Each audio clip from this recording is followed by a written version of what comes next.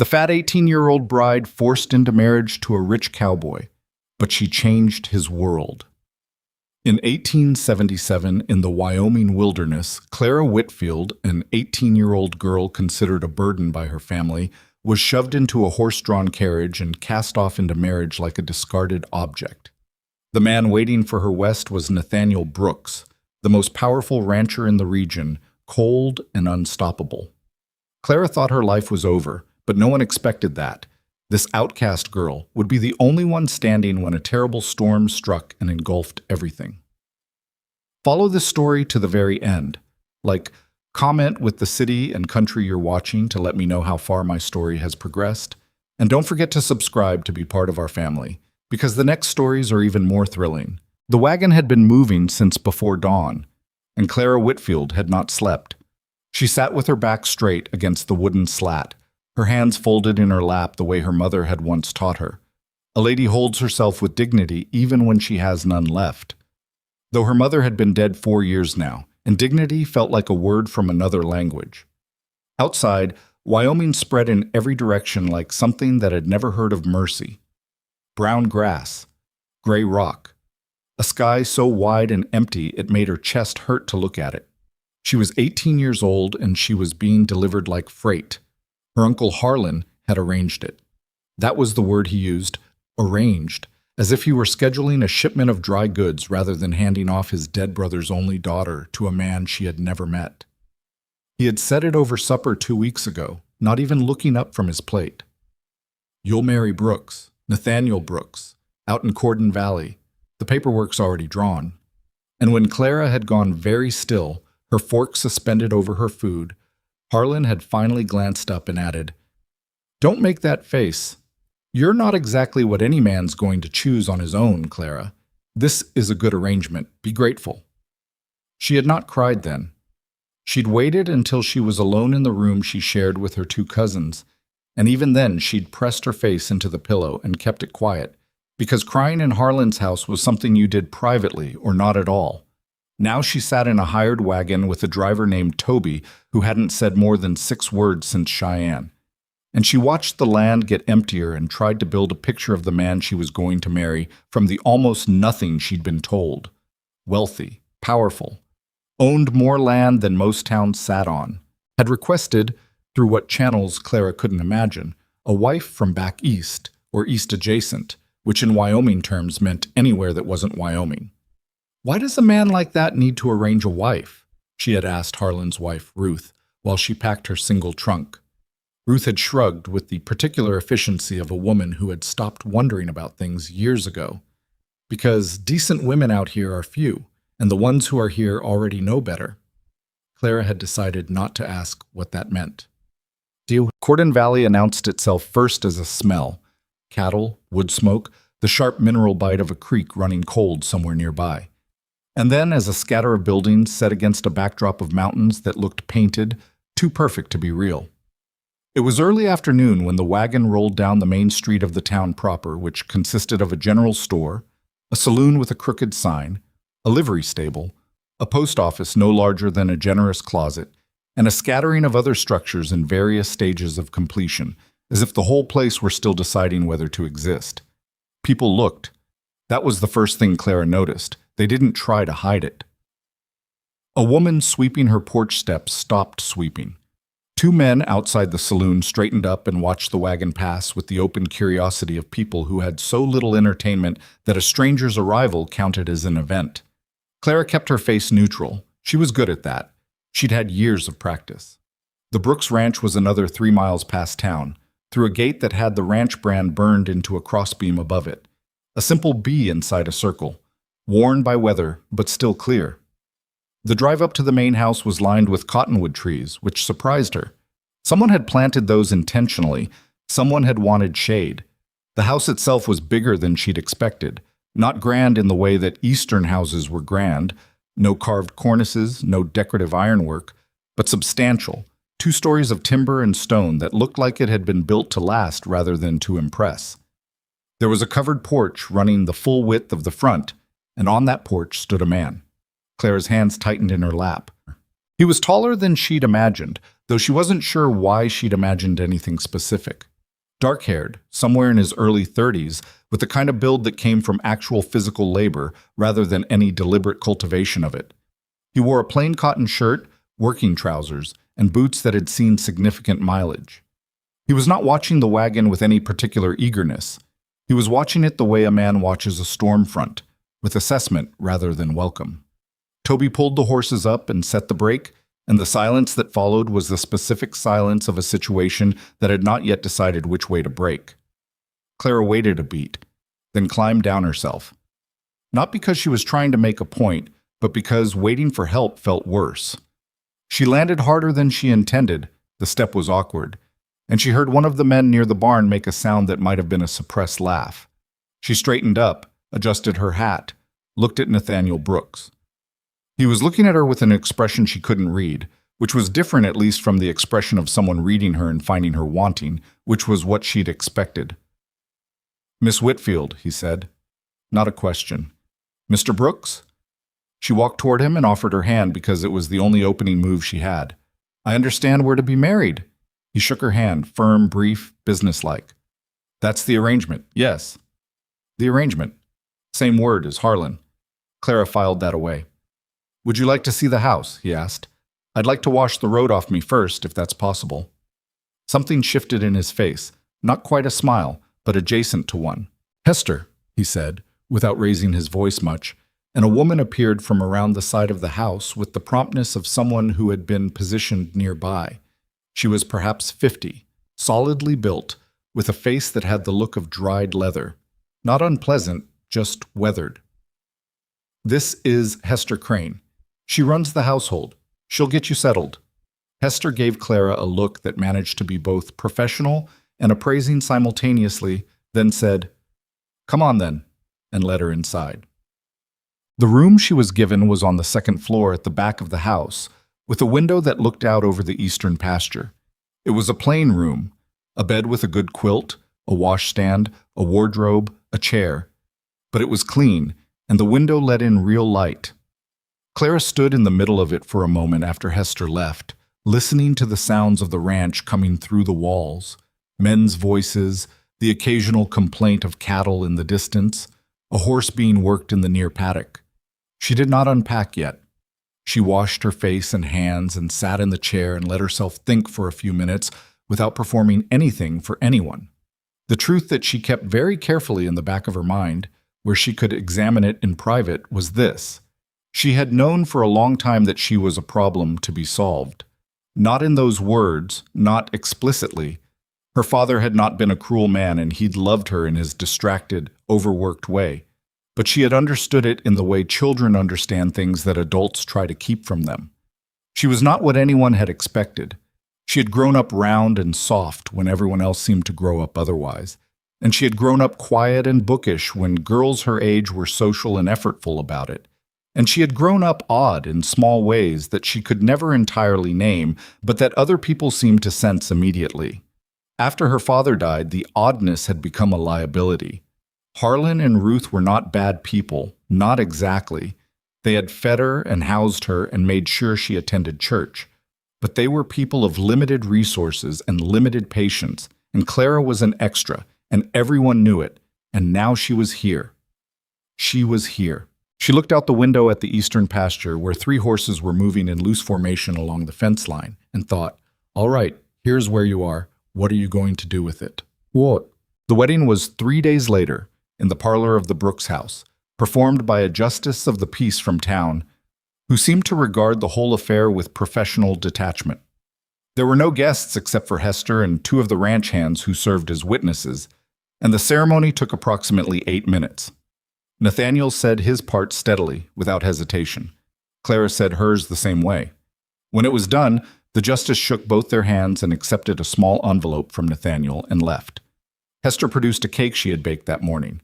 A simple thing, lemon, good, and the 4 of them ate a slice each in the kitchen, and that was the reception. Afterward, Nathaniel asked Clara if she'd like to see the rest of the property. "Yes," she said. "I would." "Oh." He took her on horseback, which she had not ridden in years, and which showed, but he did not comment on it. He simply adjusted her stirrups without being asked and waited while she found her seat. The ranch was large. She had understood that abstractly from what Harlan had told her, but understanding it abstractly and riding across it were different experiences. The main pastures, the hayfields, the creek that ran along the northern boundary, the smaller outbuildings, a smokehouse, an equipment shed, a cabin set apart from the rest where the foreman lived, and then the cattle, spread across the middle pastures in numbers that made the land look restless. "How many head?" she asked. "About 860 right now. We're expecting spring calves to push that past 1,000. "And how many men work the ranch?" He glanced at her, a sideways look. 11 full-time, come spring, 7 through winter. 7 for 860 cattle across all this. 11 for spring roundup. Winter's quieter. Clara nodded, looking at the layout of the land, the way the pastures were configured. "Where does the water come from in summer? Just the creek?" A longer pause this time. "There are 2 wells on the south end. Creek runs lower in August. It's been an issue."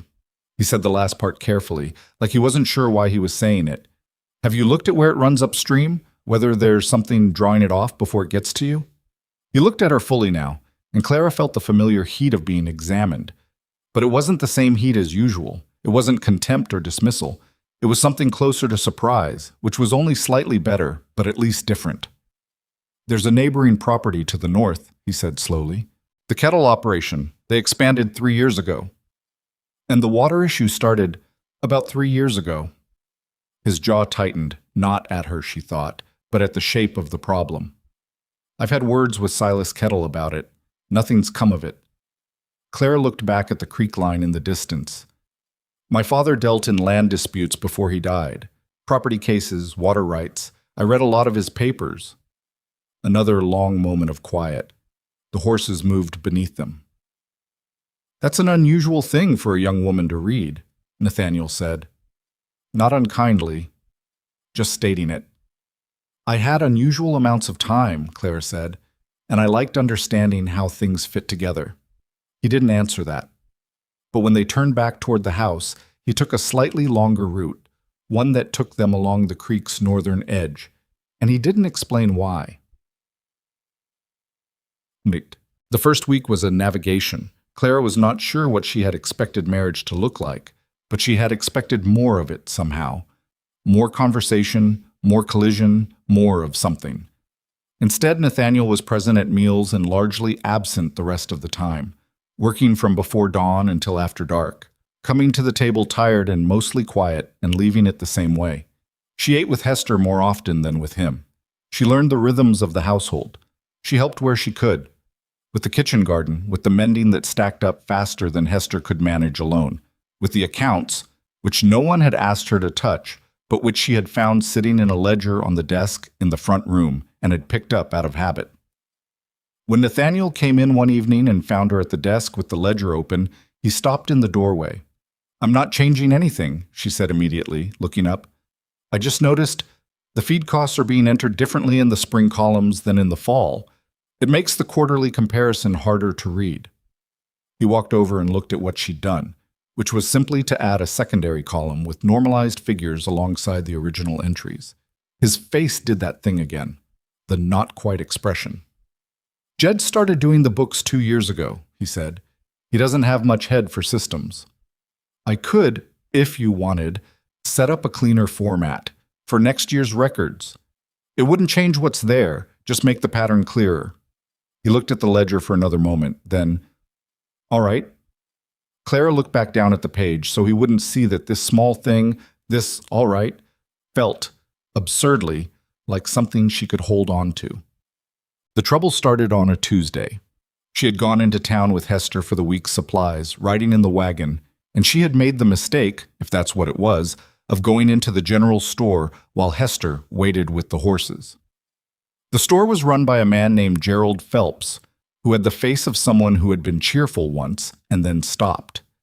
His wife Donna was behind the counter when Clara came in, and she looked up and took in Clara with one slow, deliberate survey from hat to boots, and her expression did not change, which was somehow worse than if it had.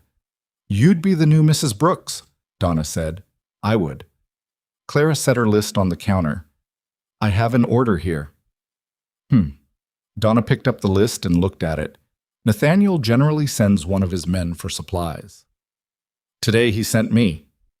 Two women near the bolt fabric turned to look. Clara recognized the particular quality of their attention. It was the attention of people who already knew something about her and were now comparing the something with the actual and finding it confirming. One of them, a woman in a blue dress who Clara would later learn was named Margaret Hollis, said, not quietly enough, "She's larger than I expected."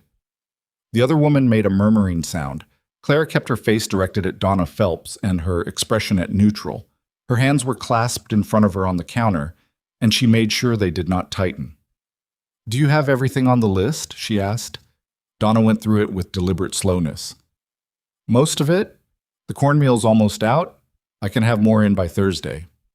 "That's fine." "You know," Donna said, setting the list down and looking at Clara with a kind of studied casualness, "there are those who think Nathaniel Brooks made an odd choice, a man with his standing." "I'm sure there are," Clara said. "He could have had his pick of women out here, women who know ranch life, who've done it all their lives." A pause. "You're from back east, they say." "I'm from Missouri." The sound was dense with meaning. "Well, frontier life isn't easy on a person who's not used to it. It's hard country. Takes a certain kind of woman." Clara looked at her directly. "I expect it takes work," she said. "I'm not afraid of work." Donna held her gaze for a moment, then turned to gather the goods from the list. Clara waited with her hands unclenched and her face arranged into something that wasn't quite anything, and she thought, "All right then. Now you know how this will go." She had known, really. She had known since the wagon ride. The question was what she was going to do with the knowing. Okay. She did not tell Nathaniel what had happened in the store, not because she was hiding it, but because she was still figuring out the shape of what they were to each other, and it was too early to bring him her wounds. She wasn't even sure yet that she wanted to. But the encounter sat with her through the rest of the week like a stone in a boot. Not incapacitating, just persistently uncomfortable, and it sharpened something in her that had been going soft. A resolution, maybe. Or just anger finally deciding to be useful. She started getting up earlier than Hester, even. She had learned in those first days of watching the ranch's rhythms where the gaps were. The daily inventory of the supply cabin was nobody's job in particular, which meant it was done inconsistently, which meant that twice in the past month they had almost run short of things they needed. So Clara took it on. She wasn't asked, she just did it, quietly, and started keeping a running list that she transferred to the household ledger weekly. She watched how the horses in the paddock were being rotated and noticed that one of the mares was favoring her left rear leg, a subtle thing, easy to miss if you weren't looking for it. She mentioned it to the hand who worked the horses, a young man named Cody who was maybe 17 and had the perpetually startled expression of someone who hadn't yet figured out why the world was the way it was. "She been lame?" Cody asked, going to look. "I don't think it's lameness. Look at how she's shifting. I think she's compensating for something in the hoof." Cody examined the mare's hoof and found a stone wedged into the frog that had been there long enough to cause inflammation. He looked at Clara after he'd cleaned it out with an expression she hadn't seen directed at her in a long time. Unguarded respect. "I'd have caught it at the week's inspection," he said, which was him saving face, and she let him have it. "I'm sure you would have," she said. "I just happened to be passing." She was not just passing. She was making a study of everything on this ranch that was hers to understand, and she was doing it systematically, and she was keeping her own notes separate from the ledger in a small book she kept in her room. Her father had always said, "If you want to know how something works, write down what you observe. The pattern will show itself if you give it enough time." She was giving it time. Though Nathaniel noticed. She wasn't sure when it shifted, but there was a night, perhaps 2 weeks into their marriage, when he came in for supper and Hester put the food on the table and the three of them ate, and at some point during the meal he said, without particular preamble, "Cody says you spotted the stone in the mare's hoof." It wasn't hard to see if you were looking from the right angle. He'd had her on the line that morning. He was looking for lameness. It wasn't lameness. Nathaniel cut a piece of beef and chewed it and appeared to be considering something. "Where'd you learn horses?" "My father kept two, and I read." She paused. "I read a lot of things." Hester, who was not in the habit of involving herself in their conversation, snorted quietly into her coffee. What? Clara asked. Nothing, Hester said. Just, that's the most you've said about yourself since you got here.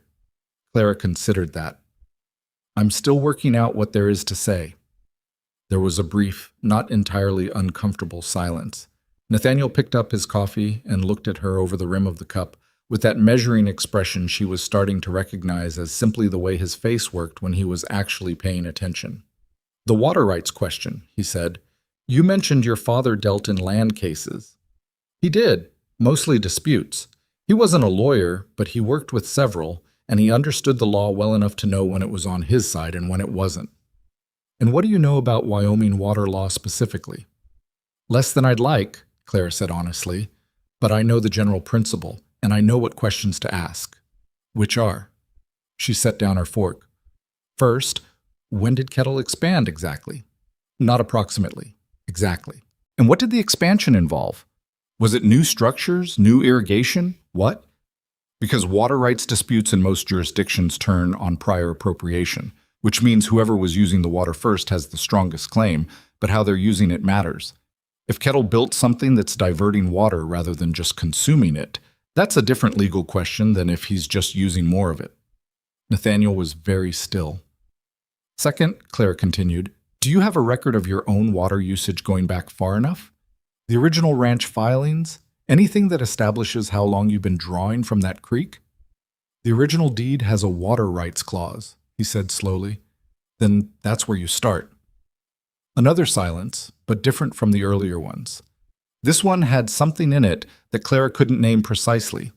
It felt like the moment before a door opened, before you knew yet what was on the other side. I'll find the deed, Nathaniel said. Clara picked her fork back up. Good. They found it the following afternoon, in a tin box in the bottom of a trunk in the front room that looked like it hadn't been opened in years. The deed was there, along with several other documents, survey records, a bill of sale for the original cattle purchase, a letter that Nathaniel folded and set aside without reading aloud, and a handwritten water rights agreement dated 1859 that named the creek as the primary water source for the Brooks property and established specific drawing rights. Clara read the agreement twice, carefully. Nathaniel watched her do it. This is a strong document, she said finally. Strong how? It's specific. It names quantities and seasonal flows. Most water rights agreements I've seen referenced from my father's papers are vague. They say right to use and leave it at that. This one has actual numbers. She looked up at him. Did your father draw this up himself? My father was a careful man. He was. She set the document down. If Kettle's diversion is reducing your flow below what this agreement establishes, you have grounds. You'd need to document the reduction, but the agreement gives you a baseline to argue from. Nathaniel was looking at the document, not at her. He picked it up and read it again, and she could see something shifting behind his expression. Not hope exactly, more like the recalibration of a person who had been believing something was lost longer than it actually had been. How do you know all this? He asked. I told you. I read my father's papers. She paused. I was a strange child. I didn't have many friends. I had books, and I had his papers, and I had time. He looked at her then. Just looked for a moment. That doesn't sound strange to me, he said. Clara did not know what to do with that, so she looked back at the document. You need someone who knows Wyoming law specifically, she said. Someone in Cheyenne, maybe. But this, she tapped the paper, this gives you something to take to them. This gives you a place to stand. Outside, one of the horses in the near paddock made a long, complaining sound at something, and the wind came off the mountains and rattled the window in its frame, and the afternoon light was going golden and strange across the floor. Clara thought, this is a place to stand. She was not sure yet whether she meant the water rights. She was not sure she meant only that.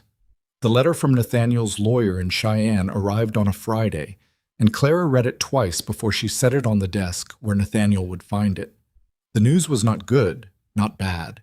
It was the particular middling kind that meant more work.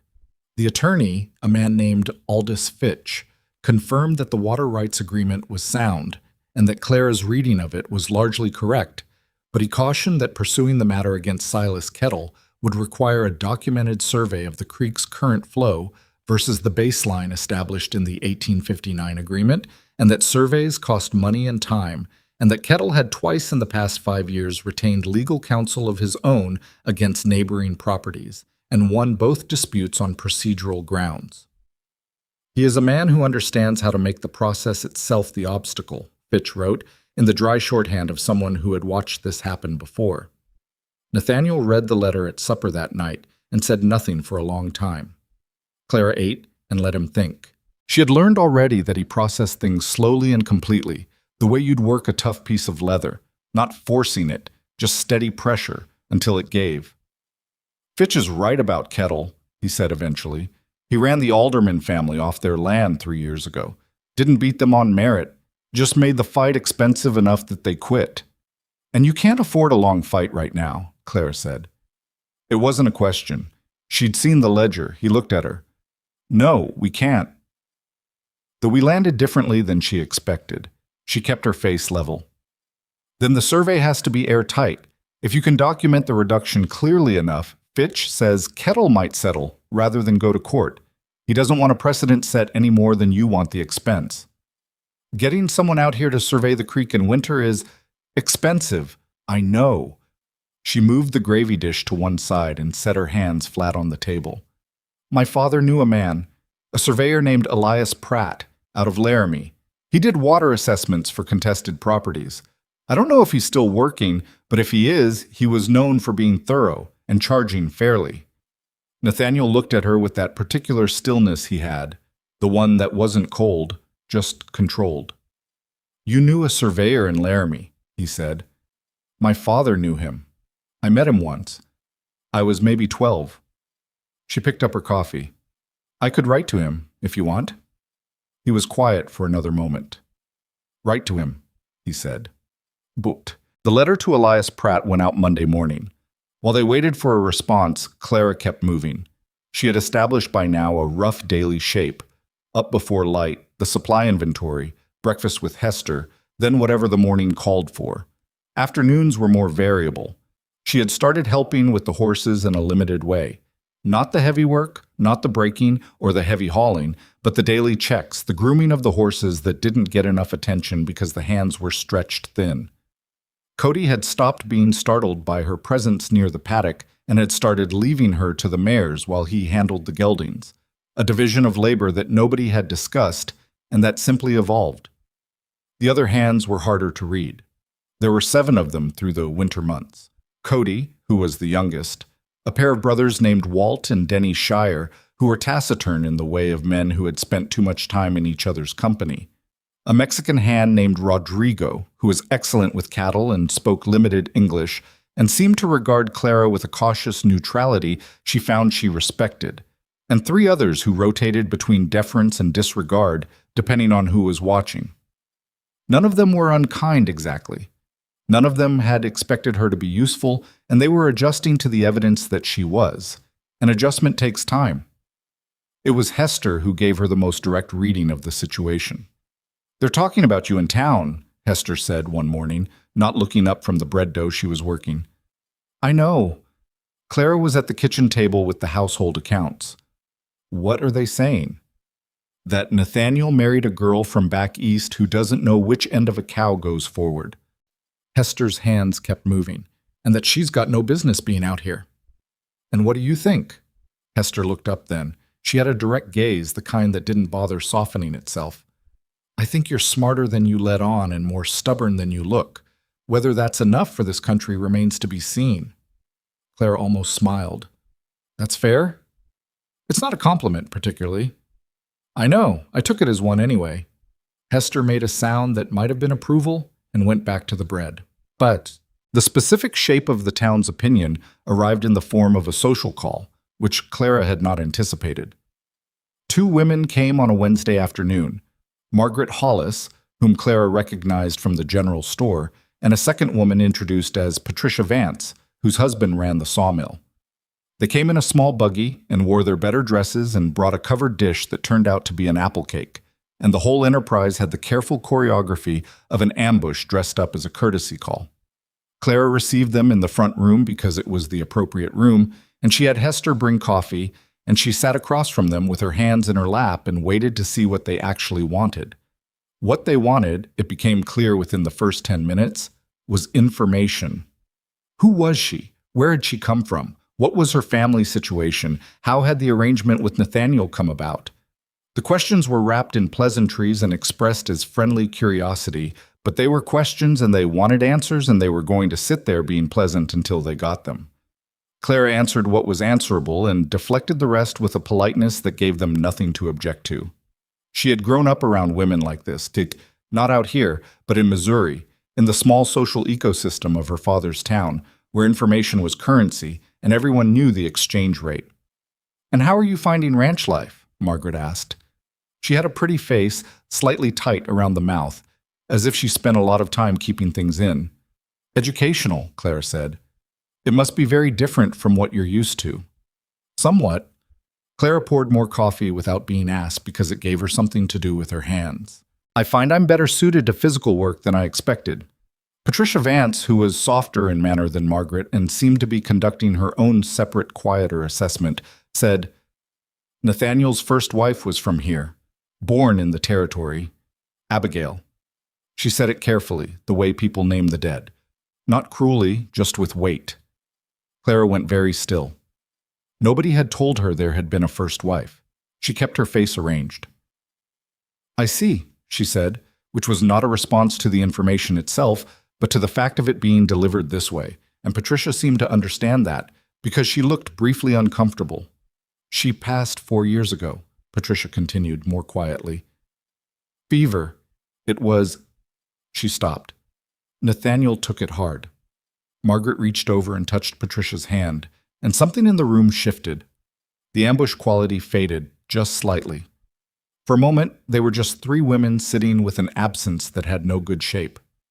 "I didn't know," Clara said, honestly.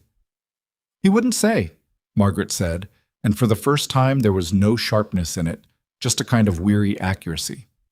"He doesn't say much about anything." Clara looked down at her coffee.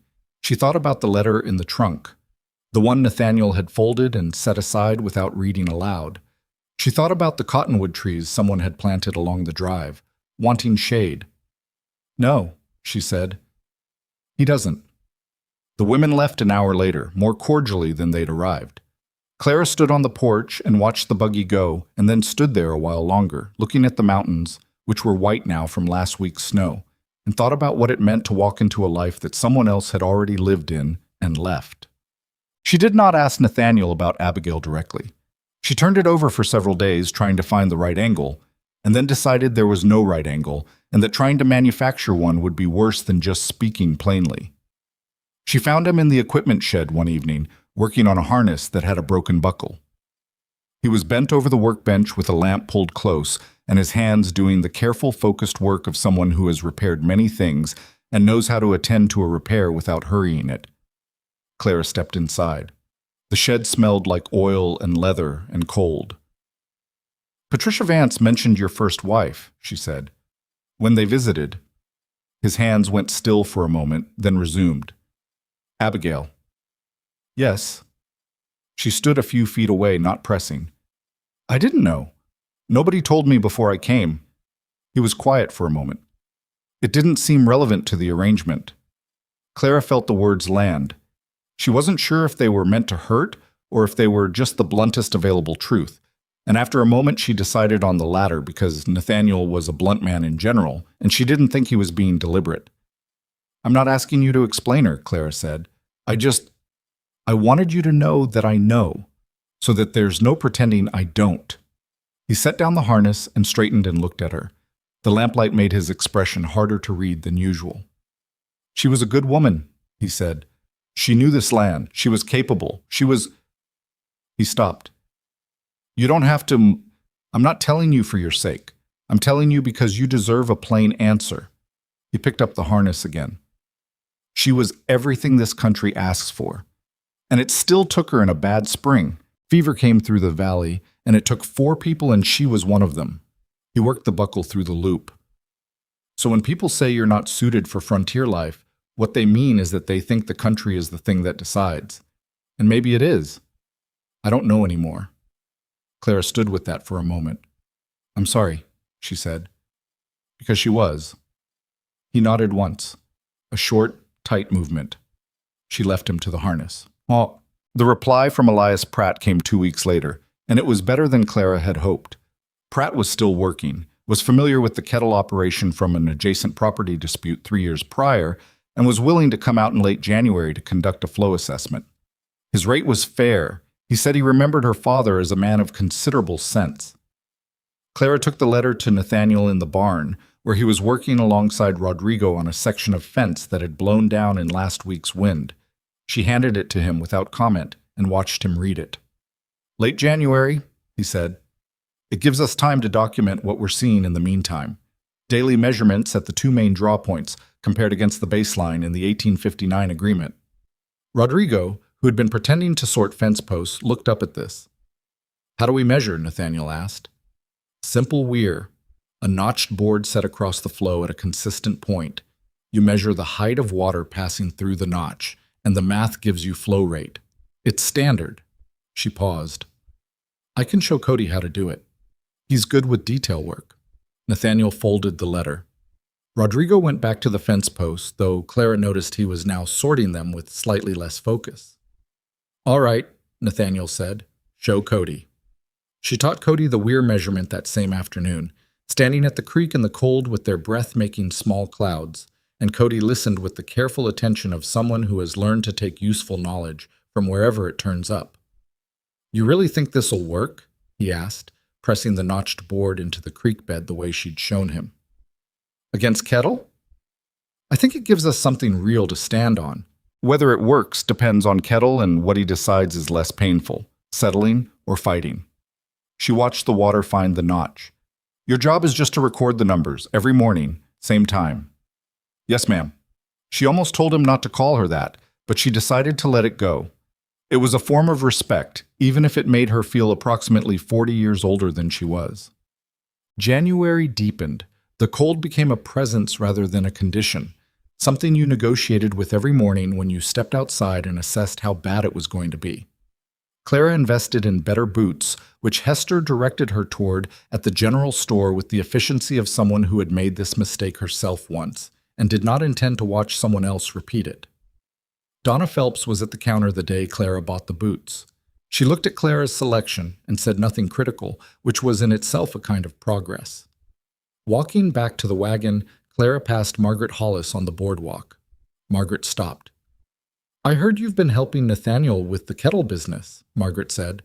Not hostile, but not warm either. The even tone of someone withholding judgment. "I've been helping where I can. Kettle's not a man who takes opposition well." "I know." Margaret looked at her with the assessing expression Clara was getting used to, the one that meant she was being measured against some internal standard whose criteria Clara was not entirely sure of. "Abigail was afraid of him," Margaret said. She wouldn't say so, but she was.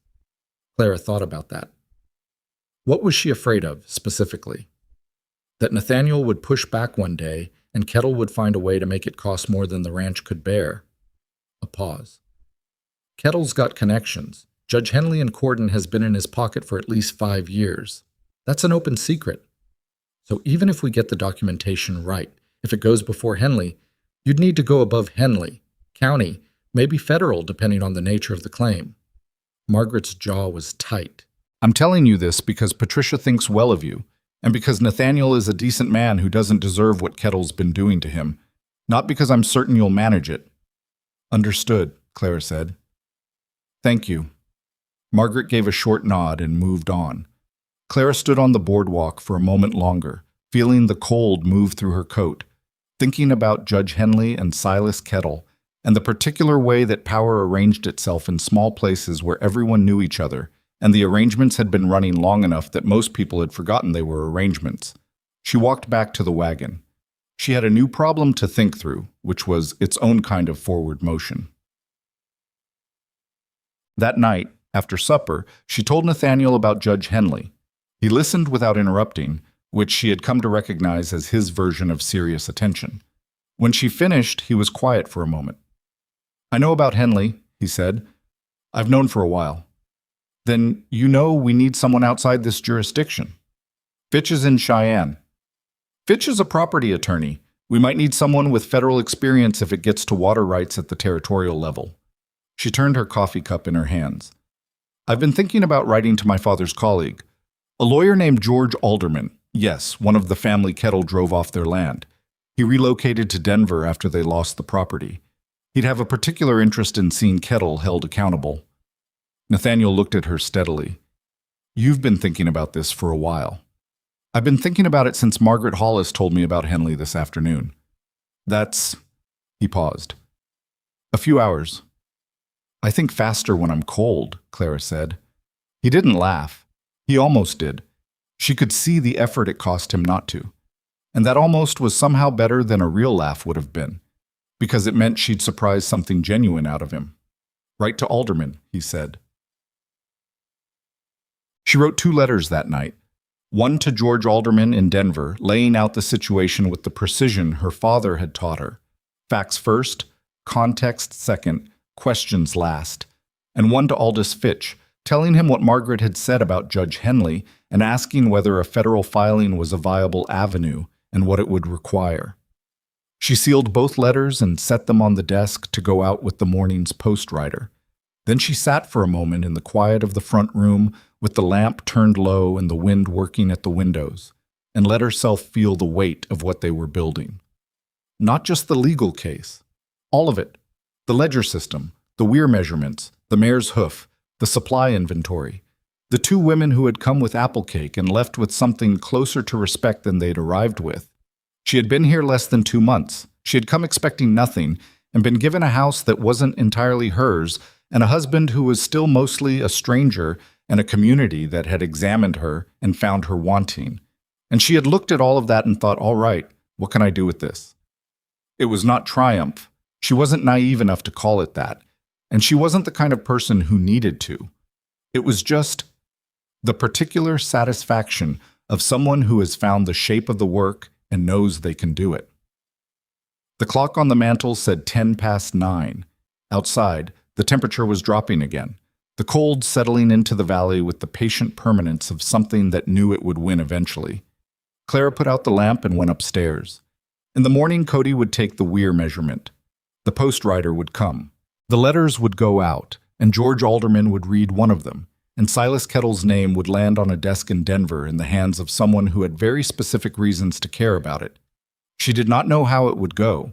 She knew how she worked best, which was carefully and with all the available information, and she knew this fight was not going to be quick or clean.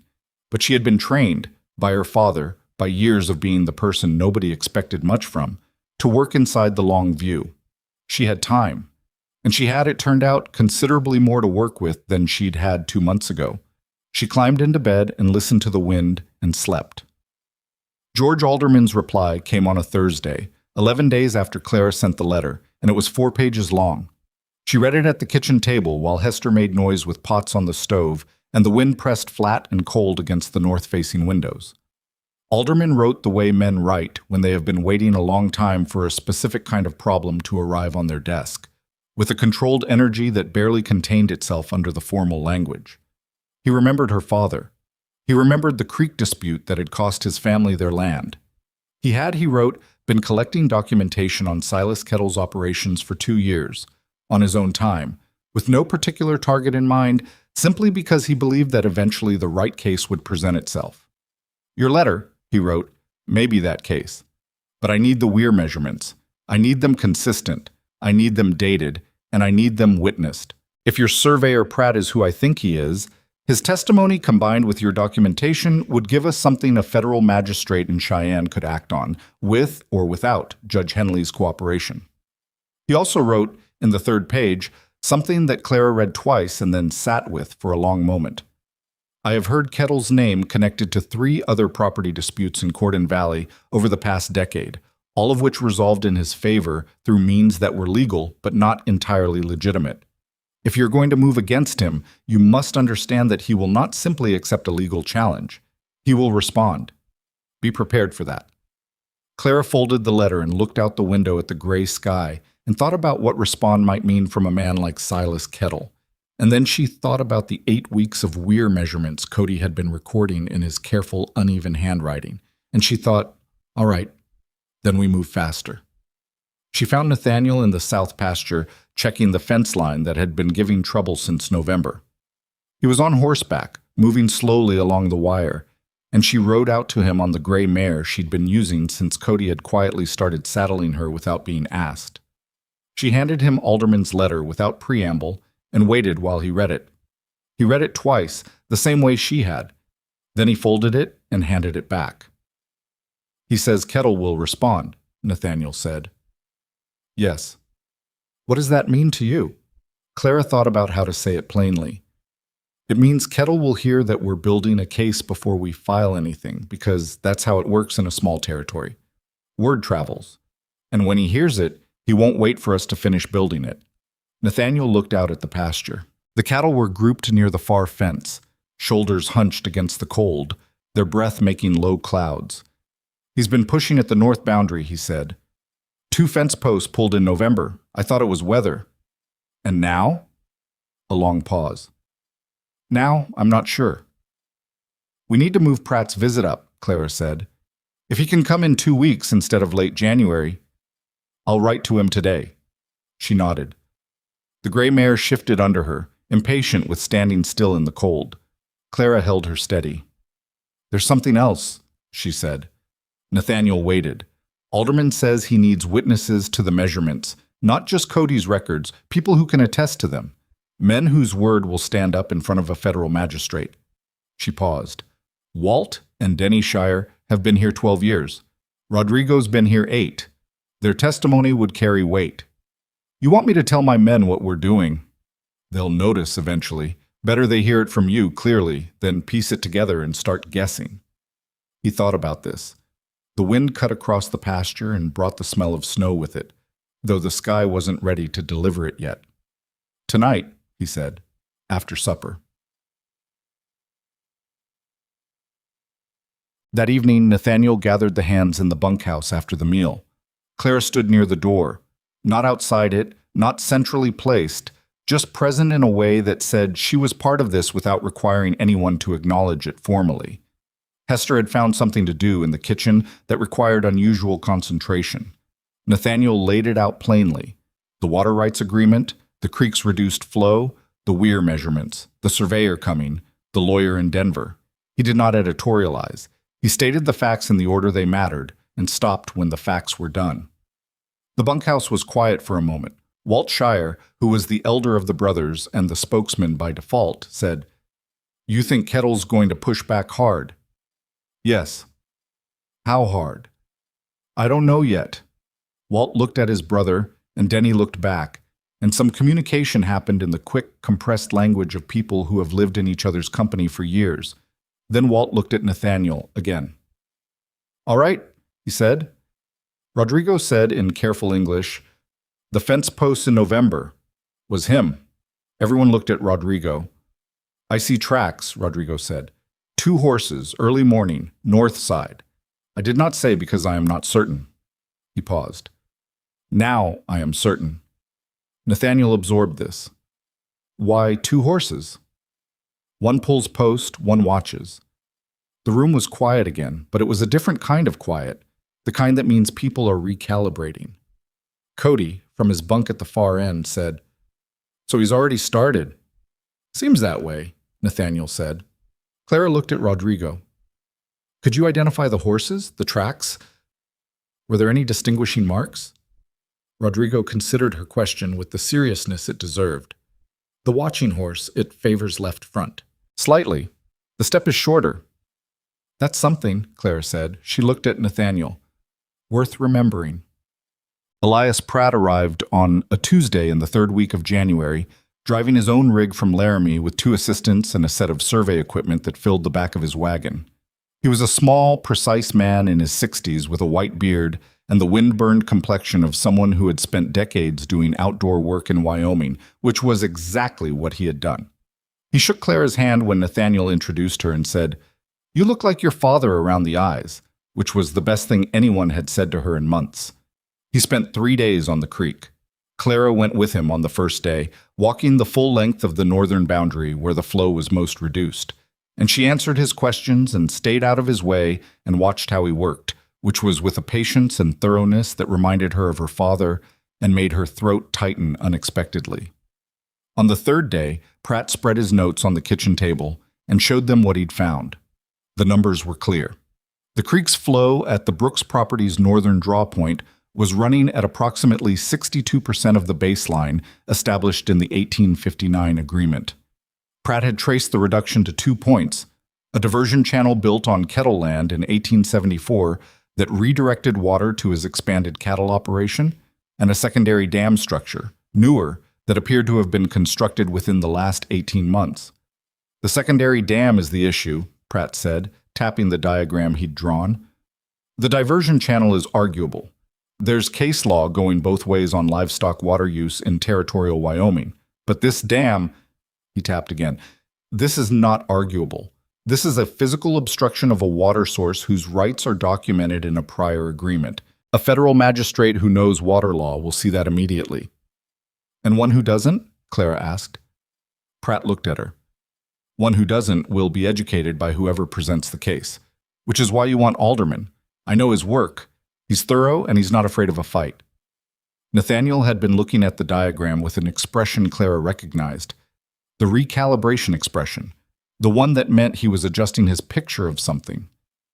You can testify to this, he said to Pratt. What you found.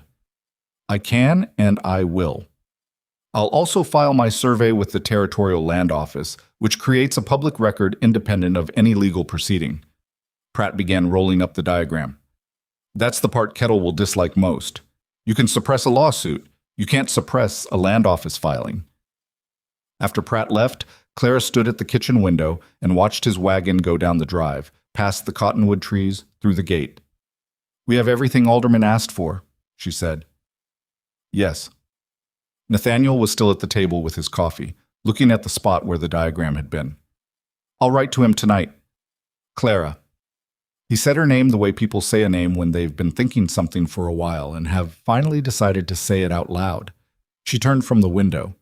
This started because of something you knew, a surveyor your father used, water rights law you read in someone else's papers. He paused. I want you to know that I see that. She looked at him. He was not a man who said things like this often. She understood that about him by now, which meant that when he said it, he meant it without decoration. It's not resolved yet, she said. No, but it's farther along than it would have been. He drank his coffee. Farther along than I would have gotten. She turned back to the window. Outside, the sky had the low, heavy look it got before serious weather. The cattle in the near pasture were moving toward the shelter of the rise, which they did instinctively when something was coming. It's going to snow, she said. Tonight, probably. She was right. It started around 10 o'clock, light at first, then heavier, and by midnight it was a full storm driving sideways across the valley with a wind that made the house groan in its joints. Clara lay in bed and listened to it and thought about the cattle in the far pasture, and about Kettle and the dam, and about the letter she still needed to write to Alderman. And eventually she slept, uneasily, with the sound of the storm working at everything outside. What woke her was not the storm. It was the silence underneath it. A gap in the wind during which she heard, clearly, the sound of cattle moving in a direction that didn't sound right. She was at the window before she was fully awake. Outside, the snow was still falling hard, the yard lit in that strange blue-white way that blizzards have, and she could see, at the edge of visibility, the fence line of the north pasture. Or rather, she could see that part of it was down.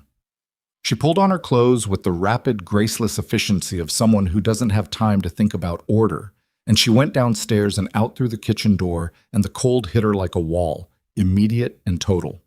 The wind was vicious. She made it to the bunkhouse and pounded on the door, and Cody opened it with the blinking confusion of someone dragged from deep sleep. North fence is down, she said. Cattle are moving. Behind Cody, the others were already stirring. The Shire brothers, Rodrigo. The sound in her voice, or maybe just the words themselves, got them moving without further argument. By the time Nathaniel came out of the house, he'd heard the bunkhouse door, she later understood, The hands were already pulling on gear and Rodrigo was heading for the barn. The storm was not letting up. The temperature, already brutal, had the particular mean edge of a wind chill that turned wet clothes dangerous within minutes. "How much of the fence?" Nathaniel asked her. He did not ask how she knew or why she was up. "I couldn't see clearly. At least one section. Could be more." "Rodrigo," Nathaniel turned. "How many horses can we get out safely?" Rodrigo had already assessed this. 4, maybe 5. Not the gray mare. She spooked last storm. The roan. "Take the roan then. Walt, Denny, you're with me. Cody, I'll stay with the horses," Cody said. He looked barely awake, but his voice was steady. "Clara." Nathaniel looked at her. There was something in his face that was not the measured, controlled expression she'd gotten used to. It was rawer than that, quicker. "Get back inside." I need someone in the house who knows what we're doing in case we have to send for help. That's you. Get back inside and keep the lamp in the front window so we can see it." It was not an unreasonable request. It was also, she understood in some practical part of her mind, the right use of available people. She went back inside. She kept the lamp in the window. She also pulled on her heaviest coat and her new boots and stood at the front window with a clear view of the yard, watching the storm, watching the light when the men moved with lanterns in the distance, counting the lights. An hour passed. She made coffee and didn't drink it. She stood at the window. The lights were moving erratically. Cattle in a blizzard don't go in straight lines, and neither do the people trying to gather them. And then, around 2 in the morning, 2 of the lights went still and 1 disappeared.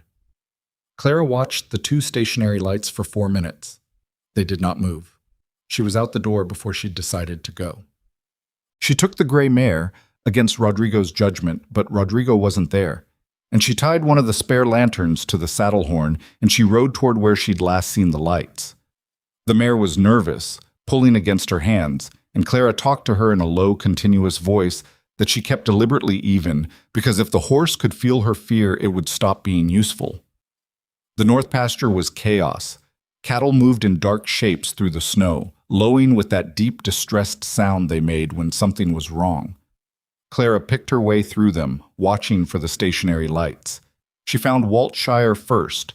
He was on foot, his horse having gone off somewhere in the dark, and he was trying to push a group of 6 heifers back toward the barn, but making no progress because there were too many of them and not enough of him. "Where's Nathaniel?" she called. Walt turned and seemed briefly unsurprised to see her, which in another context would have been gratifying.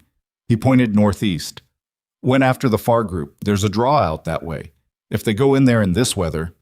She didn't wait for the rest of it. She turned the mare northeast. The draw was a feature of the terrain she knew from Nathaniel's tour on their first week.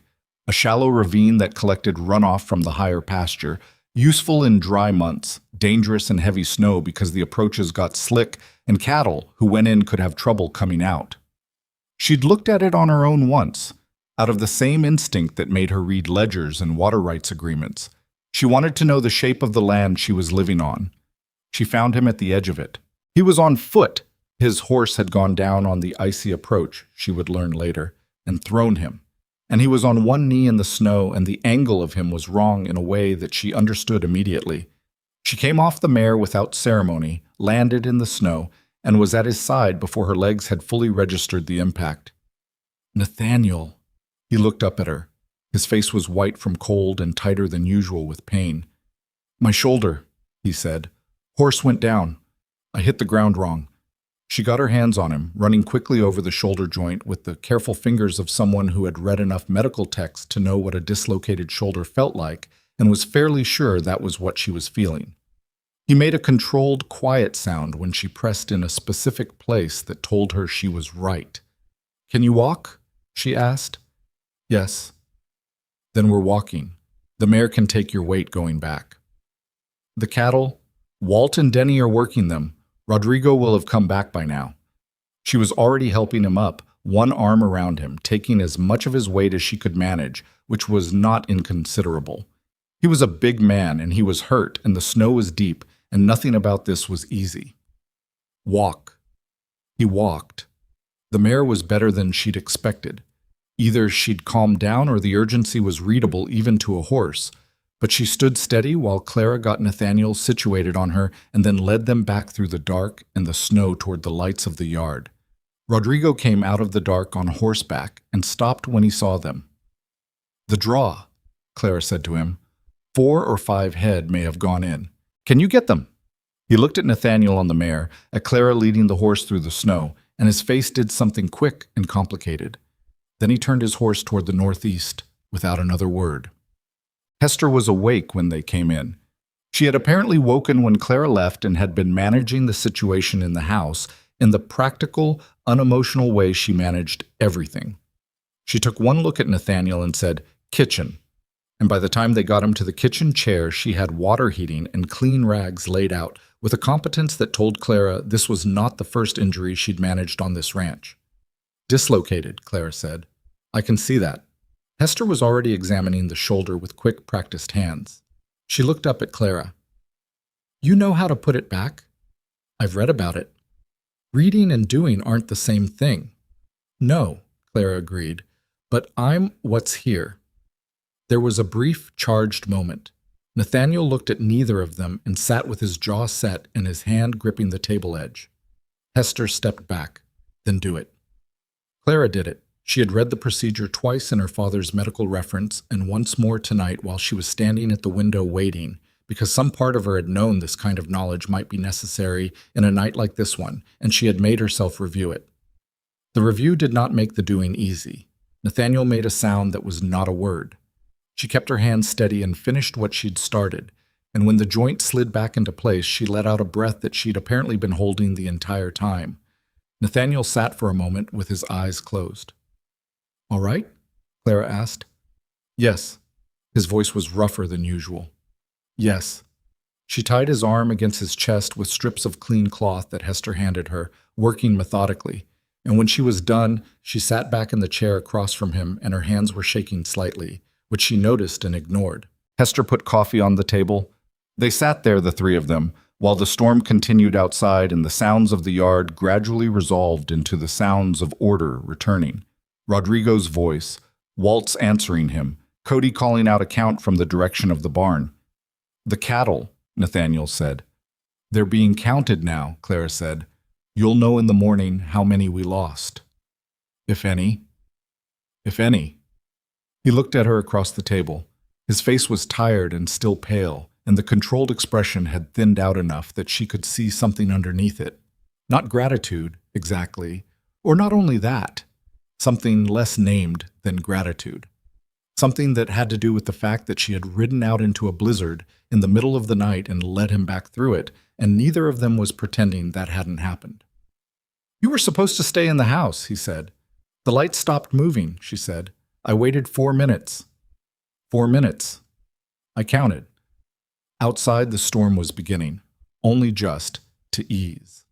The wind dropped a fraction, and in that fractional drop, the silence of the valley was briefly audible, deep and cold and immense in all directions. "Clara."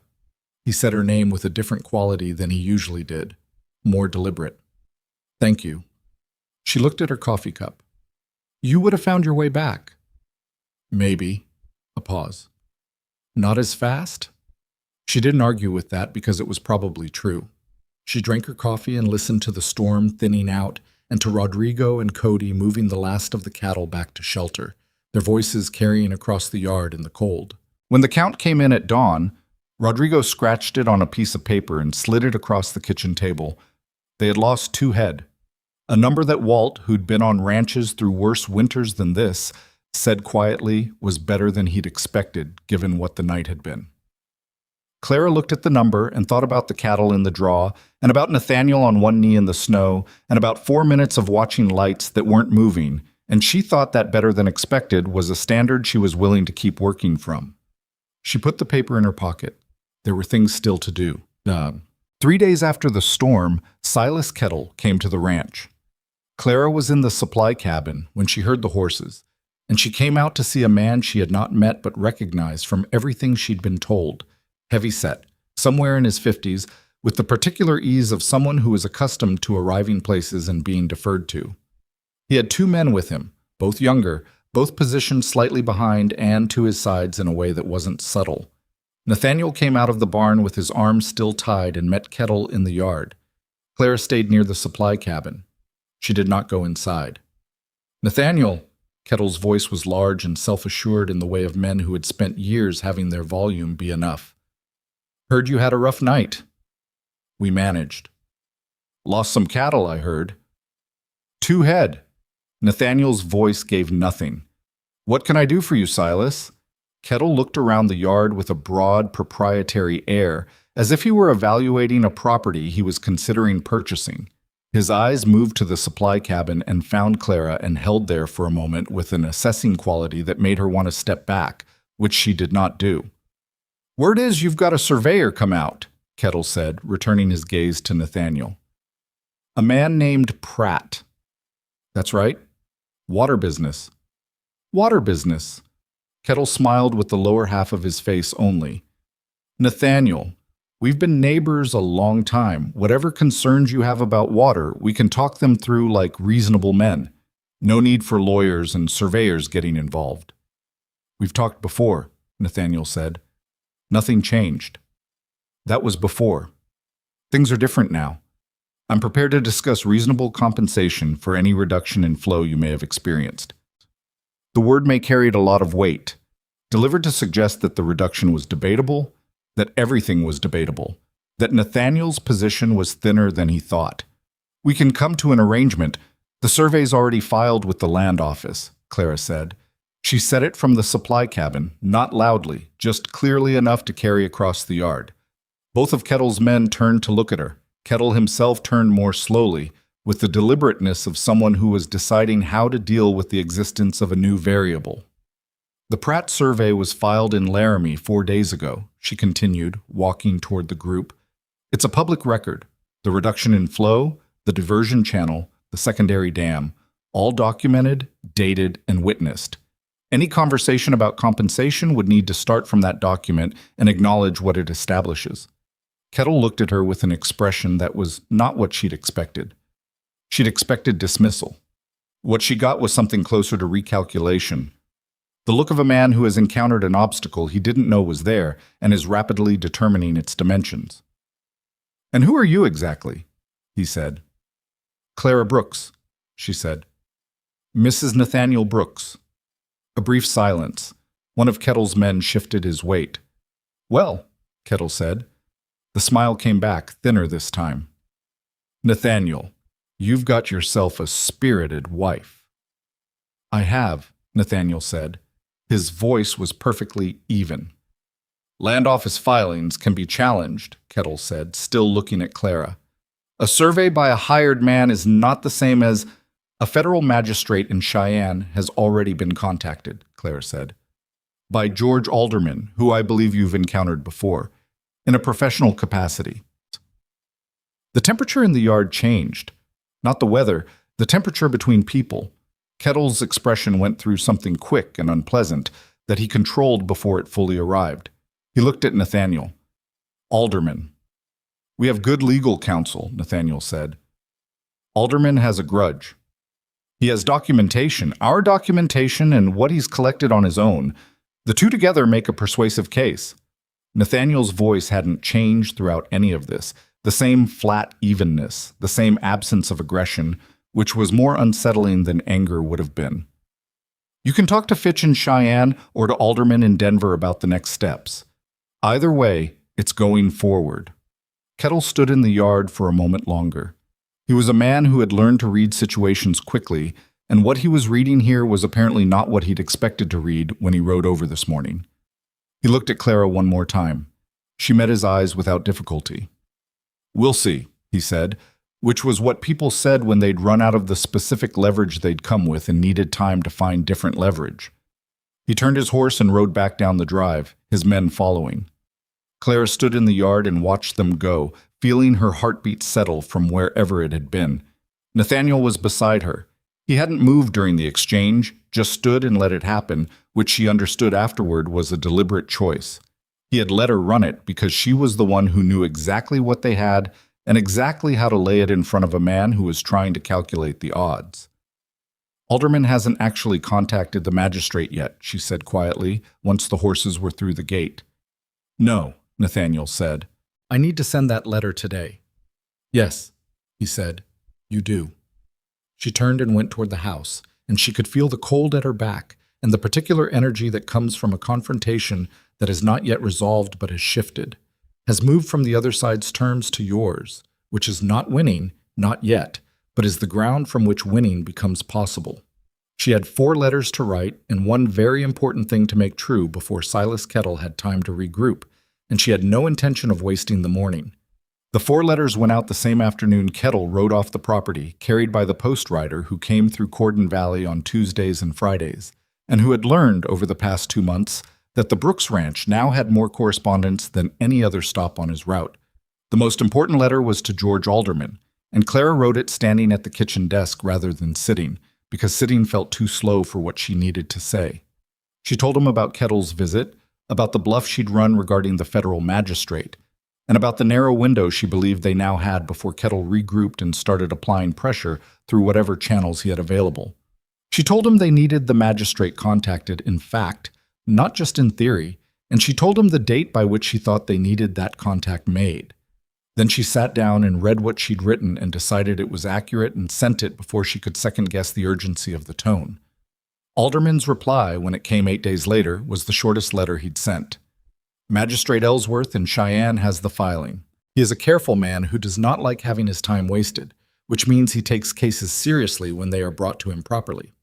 Yours has been brought to him properly. He will be in contact with Fitch directly. Hold your ground. Clara read the last 3 words 3 times and then folded the letter and felt something release in her chest that she hadn't realized had been wound tight for weeks. She told Nathaniel that night. He listened with his coffee in his hand and his eyes on the table, and when she finished, he was quiet for a moment. Ellsworth, he said. I've heard that name.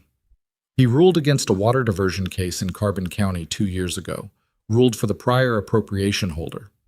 That's the precedent we need. Yes. He looked up at her. Clara, I need to ask you something. Something in his voice was different. She waited. When you wrote to Alderman, when you made all of this happen, he set his coffee down and seemed to be assembling the question from pieces he'd been carrying for a while.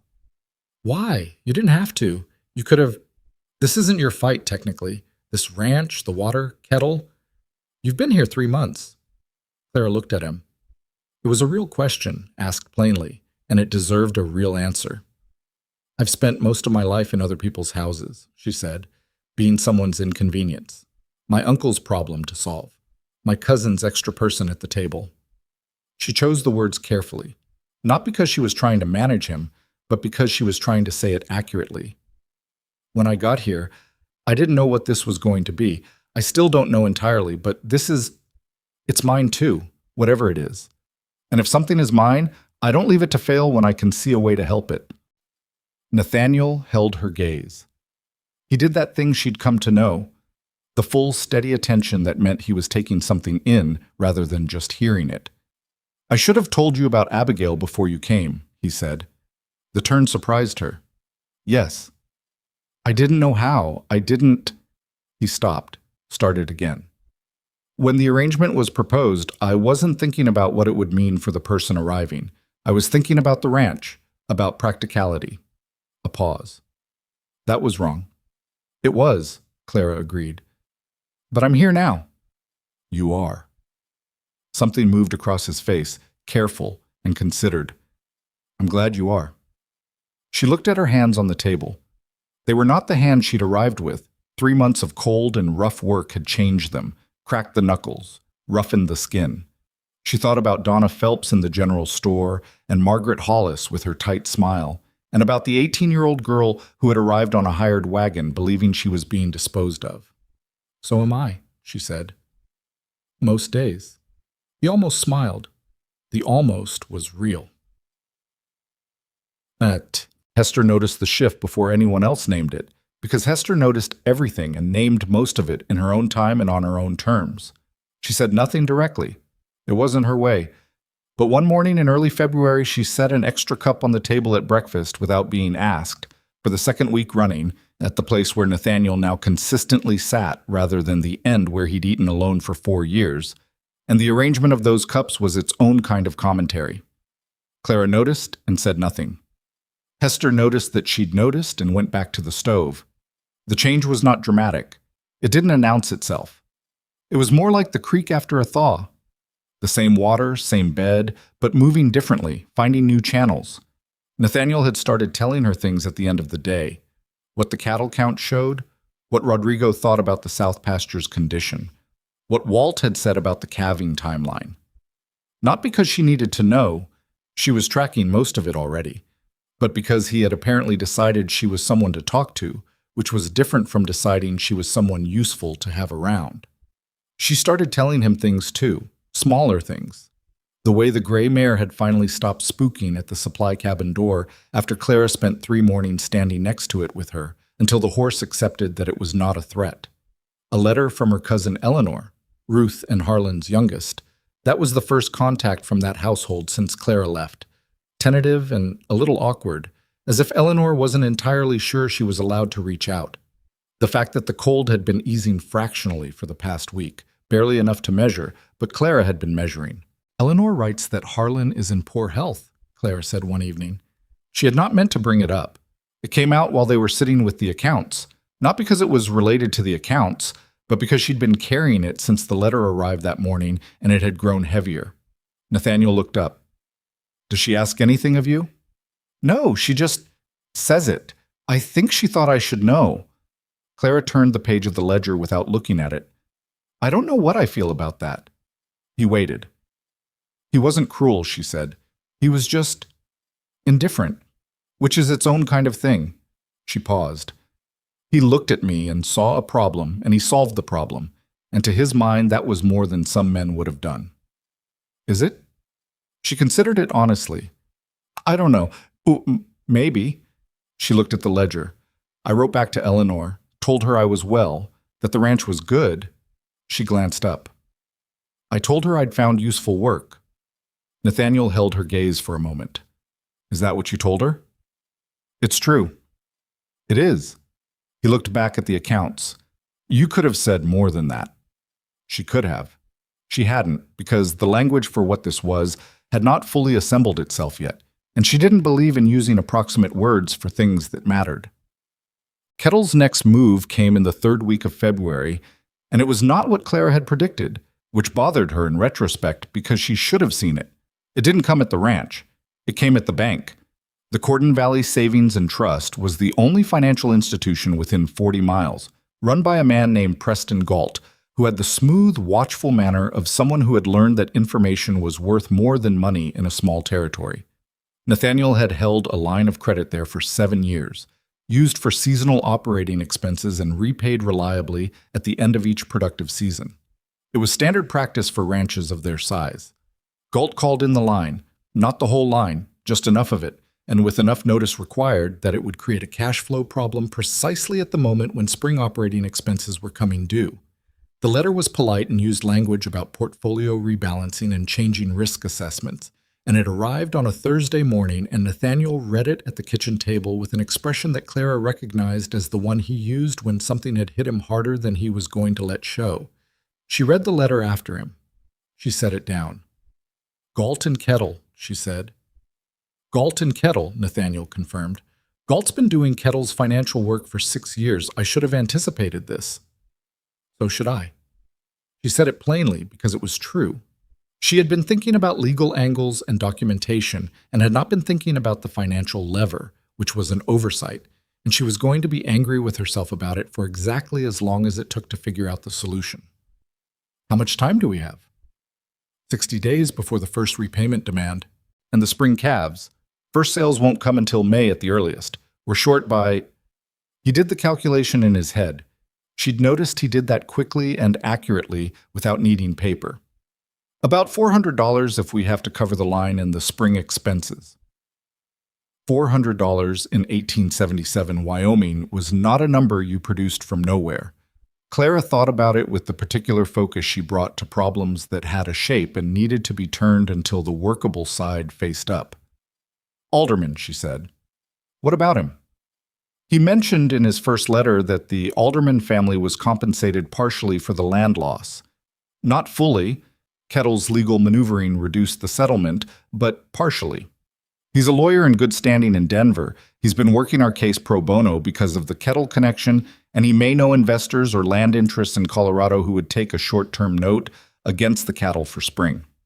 She was thinking as she spoke, which was not her preferred way to work, but the timeline didn't allow for her preferred way. It's not a certain path, but it's a path. Nathaniel looked at her steadily. You're talking about taking on debt to fight debt. I'm talking about bridging 60 days so that Kettle can't strangle us financially while the legal case is still moving. She held his gaze. If we can get to May, the calves cover the line and then some. Kettle knows that. He's not trying to bankrupt us permanently. He's trying to make us settle the water case to make the cash pressure stop. A long silence. Outside, Cody was working one of the younger horses in the near paddock, the sound of it carrying through the wall. The rhythmic thud of hooves, Cody's low, patient voice. Write to Alderman, Nathaniel said. I'll write today. And I'll write to Thomas Carey and Laramie. He saw her look. Carey runs a livestock brokerage. He and I have done business before. He might take a short-term note against the spring calves directly without going through Galt. Clara nodded. 2 paths instead of 1. She was learning that Nathaniel's mind, when it was engaged on a problem, was not as slow as it sometimes appeared. It was thorough, which was different, and it arrived at the same place as she did by a different route. Between the 2 of us, she said, one of them should work. One of them needs to, he said, and there was something dry and almost rueful in it that was, she had learned, his version of humor. Cha. Carey came through first. He rode up to the ranch on a Monday, a lean, sun-darkened man of about 50, with the easy confidence of someone who had been assessing livestock value for long enough that he could do it at a glance and rarely was wrong. He walked the spring heifers and the calving cows with Nathaniel, while Clara stayed back, not because she wasn't welcome, but because she understood that Nathaniel and Carey had a history and that history needed room to operate without her presence changing the dynamic. She stayed near the paddock with the gray mare and watched from a distance and thought about Alderman's reply, which had arrived 2 days earlier and confirmed a contact in Colorado Springs who might take the note if Carey fell through. Carey said yes. His terms were fair, not generous but fair, and he and Nathaniel shook hands on it before he rode back to Laramie, and when Nathaniel came and told her, she felt the tension in her shoulders release about a quarter of the way, not all the way. There was still the legal case, still 60 days of careful cash management, still Silas Kettle somewhere regrouping, but a quarter of the way was something to build on. It was Margaret Hollis who told Clara what Kettle was saying around town. They were not friends exactly. The relationship had moved from open assessment to a kind of mutual respect that operated within practical limits. And practical limits meant that Margaret said true things directly rather than decorating them.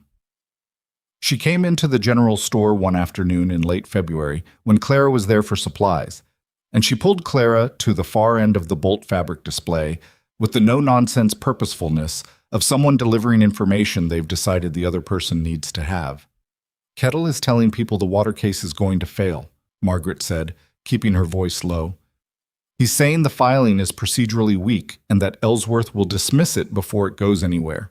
And he's saying, she paused, he's saying your husband let himself get managed by a girl who doesn't know what she's doing, and that's why the ranch is in trouble. Clara stood with this for a moment. Donna Phelps, behind the counter, was occupying herself with unusual interest in an inventory list. What are people saying back? Clara asked. Mixed. Margaret said it honestly. Some think he's right, some fewer, but some think he's worried, and that's why he's talking. She looked at Clara directly. The storm. People know about the storm. They know you went out. I found him. We came back. It wasn't heroic. It wasn't nothing either. Margaret cut in. Clara, I was one of the people who thought Nathaniel had made a bad choice. I said so. I was not kind about it. A brief pause that seemed to cost her something. I want you to know that I have changed my mind. Clara looked at her. Margaret's jaw was set with the particular tightness of someone delivering an apology who has not had much practice with apologies. I appreciate that, Clara said. Don't make it sentimental. I'm just telling you the truth. But there was something in Margaret's eyes that was more than informational, and they both knew it, and neither of them named it because naming it would have made it awkward, and it was fine without being named. "What does Patricia think?" Clara asked. "Patricia has thought well of you since the first week you were here. She's simply more patient about saying things than I am." I noticed. Something shifted in Margaret's face that was, Clara thought, the closest she came to warmth when she wasn't working at it. "The Hollis Ranch is north of yours. If Kettle wins this water case, his precedent affects our property too." She straightened her jacket. "I want you to know that James and I have discussed it. If you need witnesses at any point, people who've seen the creek's condition, who've noticed the change in flow over the past 3 years, we have observations we're prepared to put in writing." Clara felt something shift in her chest. Not sentimentality. She was careful about sentimentality, the way her father had been, just the recognition of something real being offered. "That's significant," she said. "It's accurate," Margaret said, which is the same thing in a legal proceeding. The legal proceeding moved faster than Clara had expected, which was either because Magistrate Ellsworth was as efficient as Alderman had suggested, or because Kettle's maneuvering had inadvertently accelerated things by making the pattern of obstruction too obvious to ignore. Alderman arrived in Corden Valley in the first week of March, in person, which Clara had not expected. He was a tall man in his mid-40s, with the quiet self-containment of someone who had learned to spend his energy carefully after years of expensive fights. He came in on the stage from Cheyenne with a leather case full of documents and an expression that said he had been waiting a long time for this particular morning. He sat at the Brooks kitchen table and spread his documents and talked for 2 hours while Clara and Nathaniel listened, and he was the most impressive person she had been in a room with since her father, which she recognized was a significant measure. He had, it turned out, more than their case. He had affidavits from 3 other property owners in the territory who had experienced water or boundary issues connected to Kettle's operations over the past decade and had been unwilling to come forward alone, but were willing to attach their names to a larger filing. He had correspondence between Kettle and a land speculator in Cheyenne that documented an agreement to acquire additional creek-adjacent property, correspondence that had been legally obtained through a clerical contact in the territorial government who had noticed the speculator's filings and found them irregular. "He wasn't just taking your water," Alderman said, in the flat, factual tone of someone reading a survey result. "He was positioning to acquire enough creek frontage to effectively control the water supply for the eastern third of Corden Valley. That changes the nature of the case from a property dispute to something considerably larger." Nathaniel sat very still.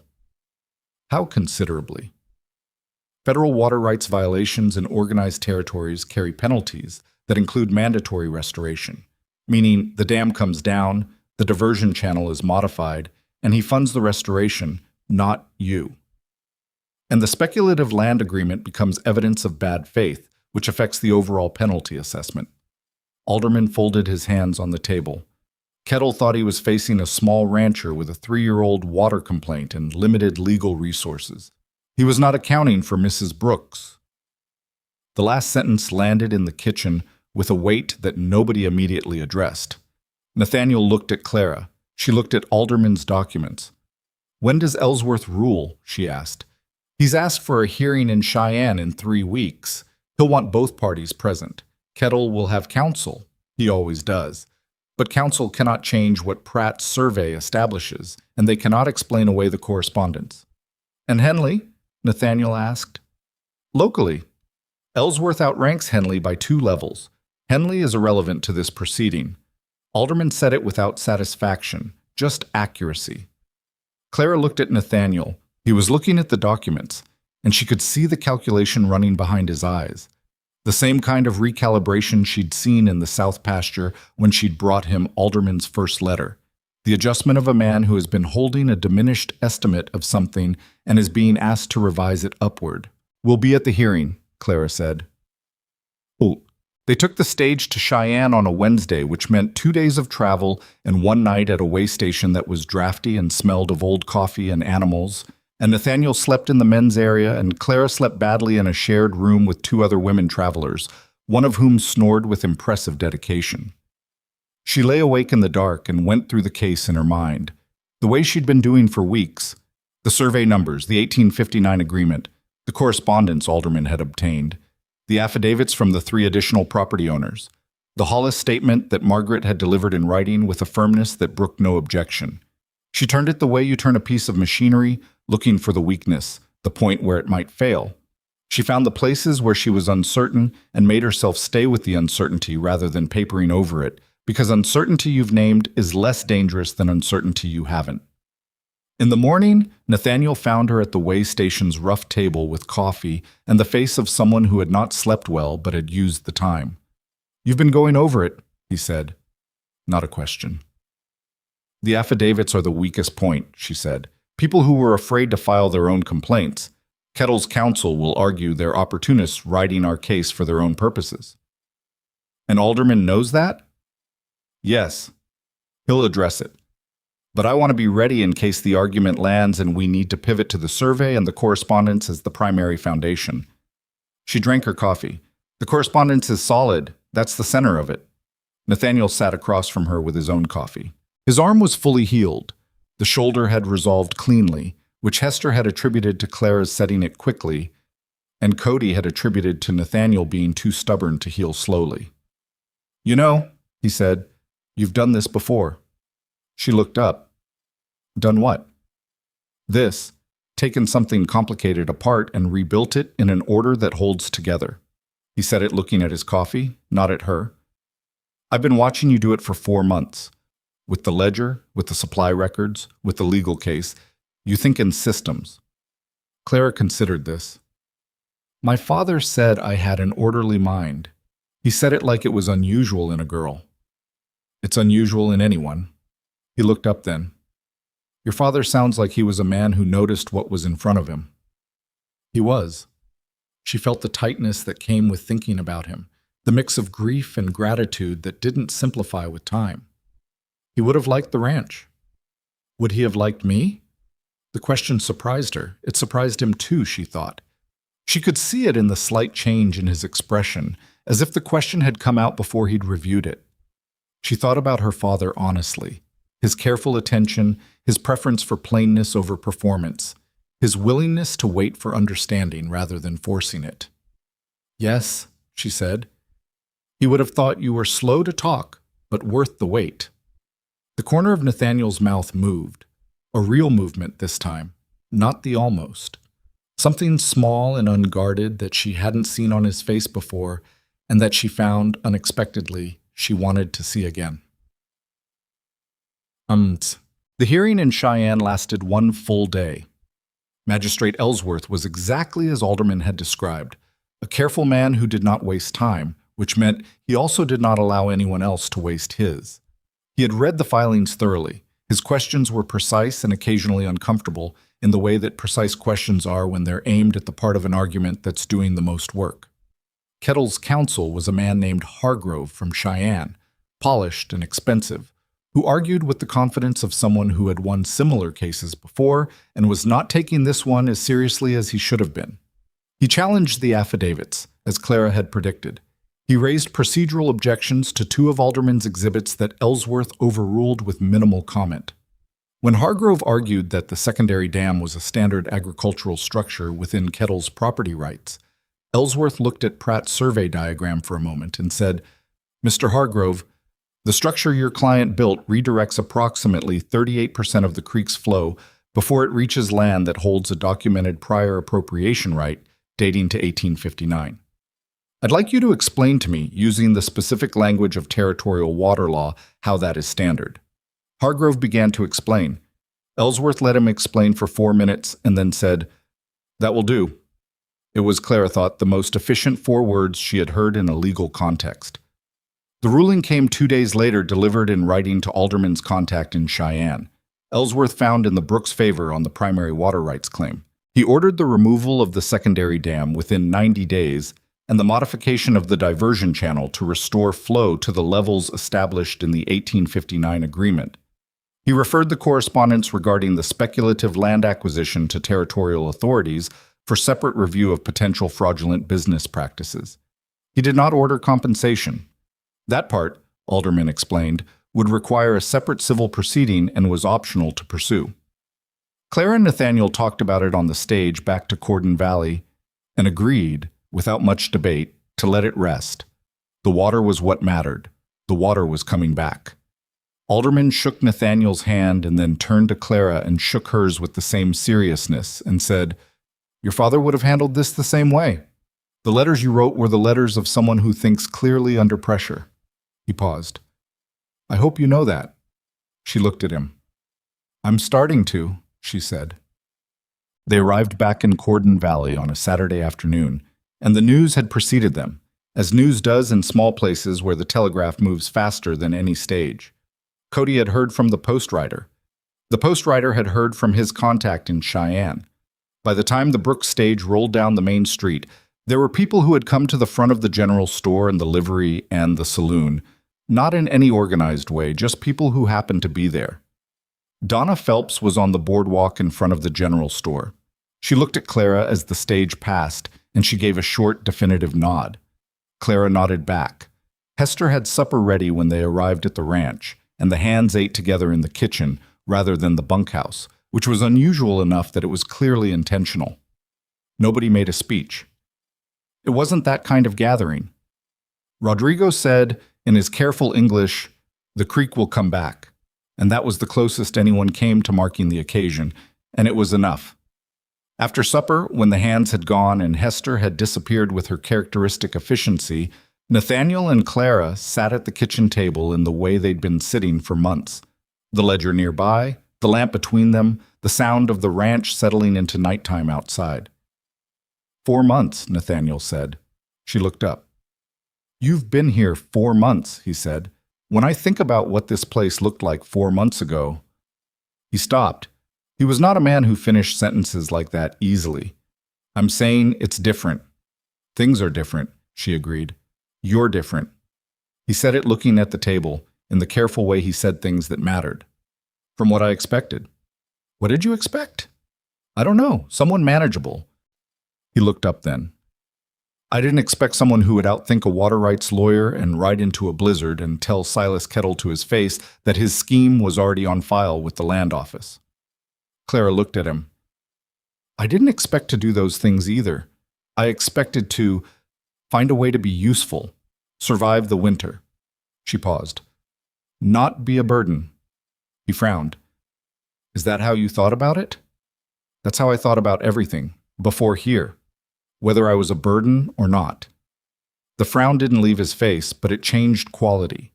It became something that was not directed at her, but at whatever had made her think that way, the years and the people and the accumulated weight of being looked at and found lacking. "Clara." His voice was quiet and direct in the way it got when he was going to say something true. "You saved 2 heifers and a shoulder in a water rights case and probably the financial future of this ranch. If you were a burden, I cannot imagine what useful looks like." She looked at the lamp between them. She felt the words land, felt the particular sensation of someone saying something that hit a place so long defended that the contact itself was almost disorienting. She thought about the girl on the hired wagon, back straight, hands folded, performing dignity for no one. "I'm still learning," she said, because it was true, and because she was not ready to simply accept the rest of it without the qualification. "So am I," Nathaniel said. He reached across the table and put his hand over hers, briefly, not lingering, and then picked up the ledger because there were accounts to finish and the day was not yet done. Clara looked at the back of his hand where it had been. Outside, the creek ran in the dark with the first tentative increase of a February thaw. Not much yet, not enough to measure, but moving. She turned the page of the ledger and picked up her pen, and the night continued, quietly, with the particular contentment of 2 people who had stopped pretending the arrangement was only an arrangement. The dam came down in April. Kettle's men did the work themselves, which was part of Ellsworth's order. The responsible party funds and executes the restoration, not the aggrieved party, which Clara had noted was a detail of the ruling that Alderman had specifically argued for and which she suspected he was quietly proud of. There was something fitting about it, the kind of fitting that doesn't announce itself but that you feel when the shape of a thing resolves correctly. Nathaniel rode out to the northern boundary the morning the work began, and Clara went with him. They did not go close enough to be seen as watching. That would have been a different kind of statement than the one she wanted to make. They sat on horseback at the crest of the low hill that looked down toward the creek's northern bend, and they watched the distant figures moving, and they didn't say much. By summer, Nathaniel said, meaning the creek, meaning the flow. Pratt said 60 to 70% restoration within 2 seasons, Clara said. Full restoration in 3 to 4 years, depending on precipitation. I know what Pratt said. He was looking at the creek, not at her, but there was no edge in it. I meant it as a good thing. So did I. They sat there a while longer. The morning was cold still, but with a different quality than January cold. This cold had given it, the suggestion of something changing underneath. The cottonwoods along the drive had started showing the first pale green at their tips, barely visible, the kind of thing you'd miss if you weren't looking. Clara was looking. She had been on this land 5 months now, and she had learned to read it the way you learn to read a person. Not all at once, not from a single observation, but accumulating detail until the pattern emerged. She knew which pasture held water longest after rain. She knew where the fence line was weakest in wind. She knew that Rodrigo could read cattle behavior with an accuracy that was almost uncanny, and that Walt Shire was better with machinery than anyone gave him credit for, and that Cody was going to be a genuinely skilled horseman in another 2 years if someone kept paying attention to his education. She had been paying attention. We should expand the South herd next year, she said. Nathaniel looked at her.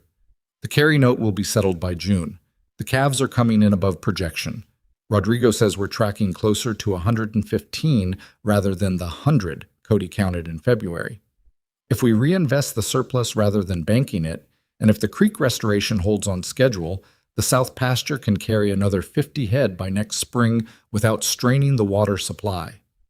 He was quiet for a moment, looking at the distant figures near the creek. You've been planning this for a while. A few weeks. And you're telling me now.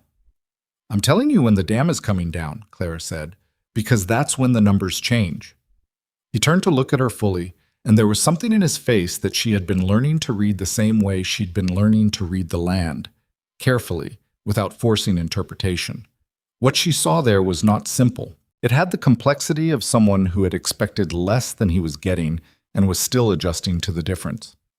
Show me the numbers tonight, he said. They're already in the ledger.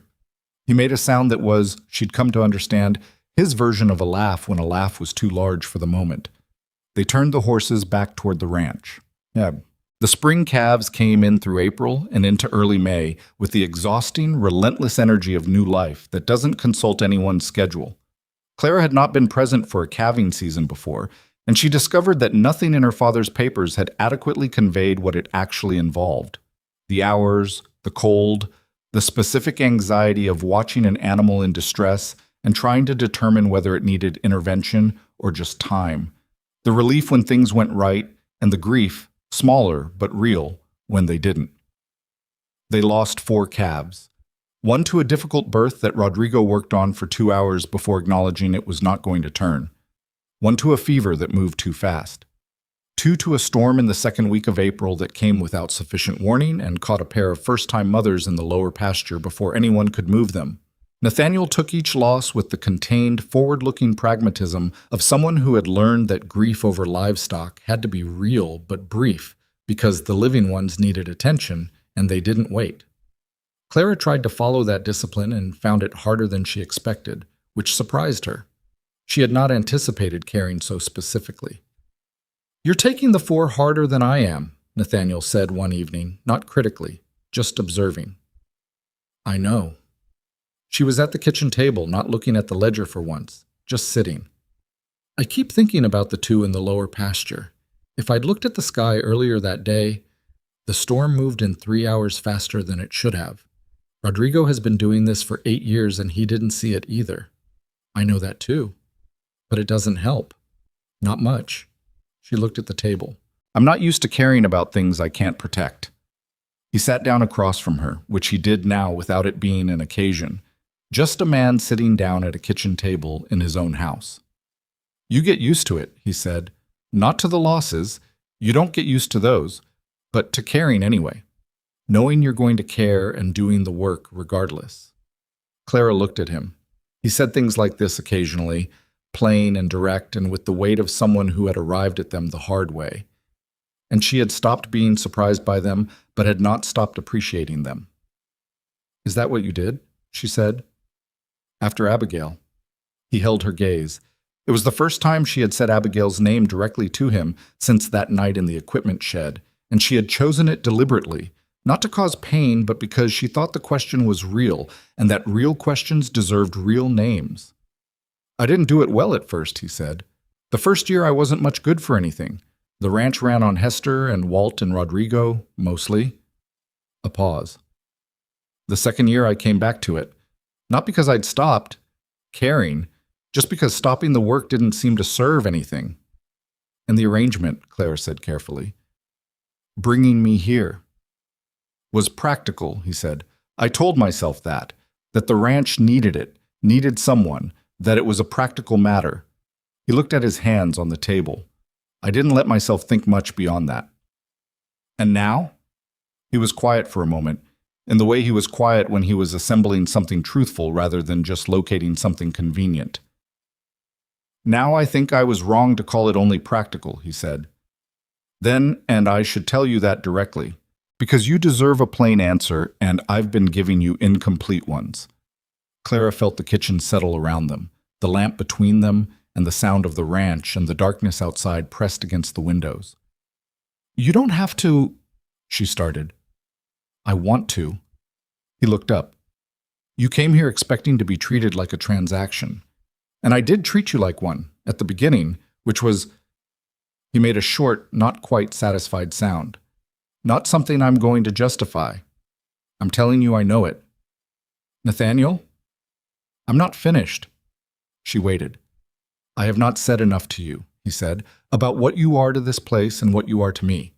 And I've told myself it was because I'm not a man who says things easily, which is true, but it's also a convenient truth, and I'm done using it as a reason to leave you without what you're owed."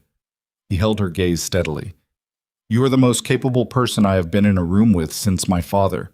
You have more courage than most men I have worked beside. And you have been generous with this ranch, and with me in ways that you were under no obligation to be." The lamp flickered slightly in a draft from somewhere. Clara did not look away. She also did not immediately speak, because she was taking it in, all of it, the weight of it, the genuine undecorated quality of it, the sound of a man saying true things at the cost of some personal difficulty, which was the only kind of true thing she had ever trusted. "I'm still the girl nobody wanted to deal with," she said finally, and it came out quieter than she'd intended. I know that's not how you see it.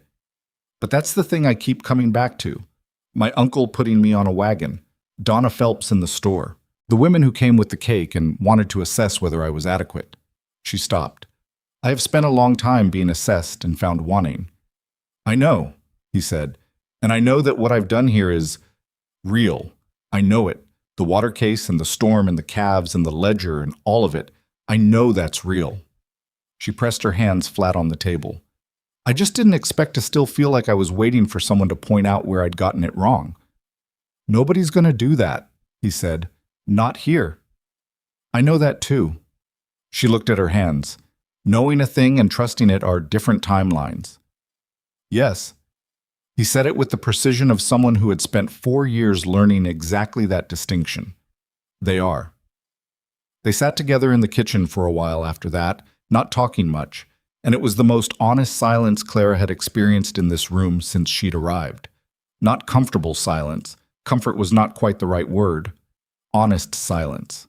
The silence of two people who had said what needed saying and were now sitting with it, not trying to resolve it faster than it would resolve. Hester, coming through at some point to bank the stove for the night, looked at them and said nothing and went back through the door with the impeccable timing of a woman who has spent decades knowing when not to involve herself. May brought the first full evidence that things had changed. Not just the water, not just the legal case, but the ranch itself and the place the Brooks name held in Cordon Valley. Thomas Carey came back through, not on business this time, but on his way north and stopping for a meal and an evening.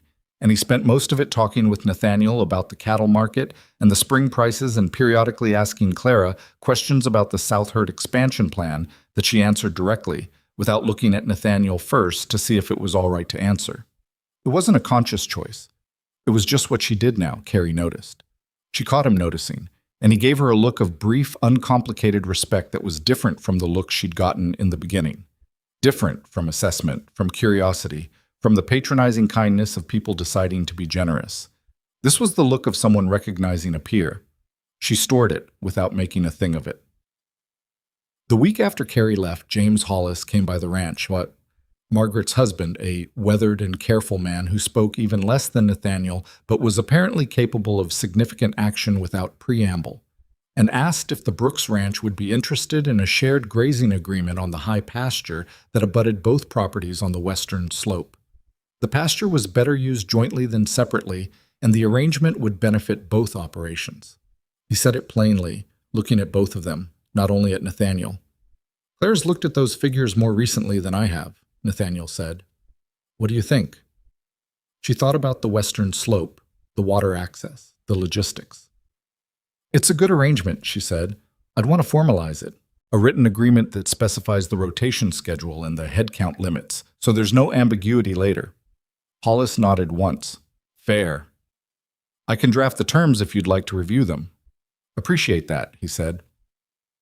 When Hollis left, Cody was nearby enough to have heard, and he looked at Clara with the open face of someone registering something new. He'd been registering things all spring.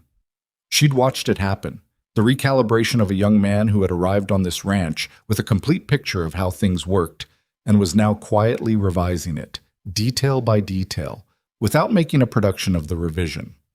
"You going to draft that grazing agreement tonight?" he asked. "Tomorrow," she said. "Tonight I need to check the creek measurement." He went to get the board before she'd finished the sentence. The settlement with Kettle was finalized in late May, through Alderman and Fitch jointly, and what it amounted to was this. Kettle agreed to the creek restoration, agreed to withdraw the speculative land acquisition filings, and agreed to pay a territorial fine for the fraudulent business practice, finding that the referral to territorial authorities had produced. He did not apologize. Clara had not expected him to.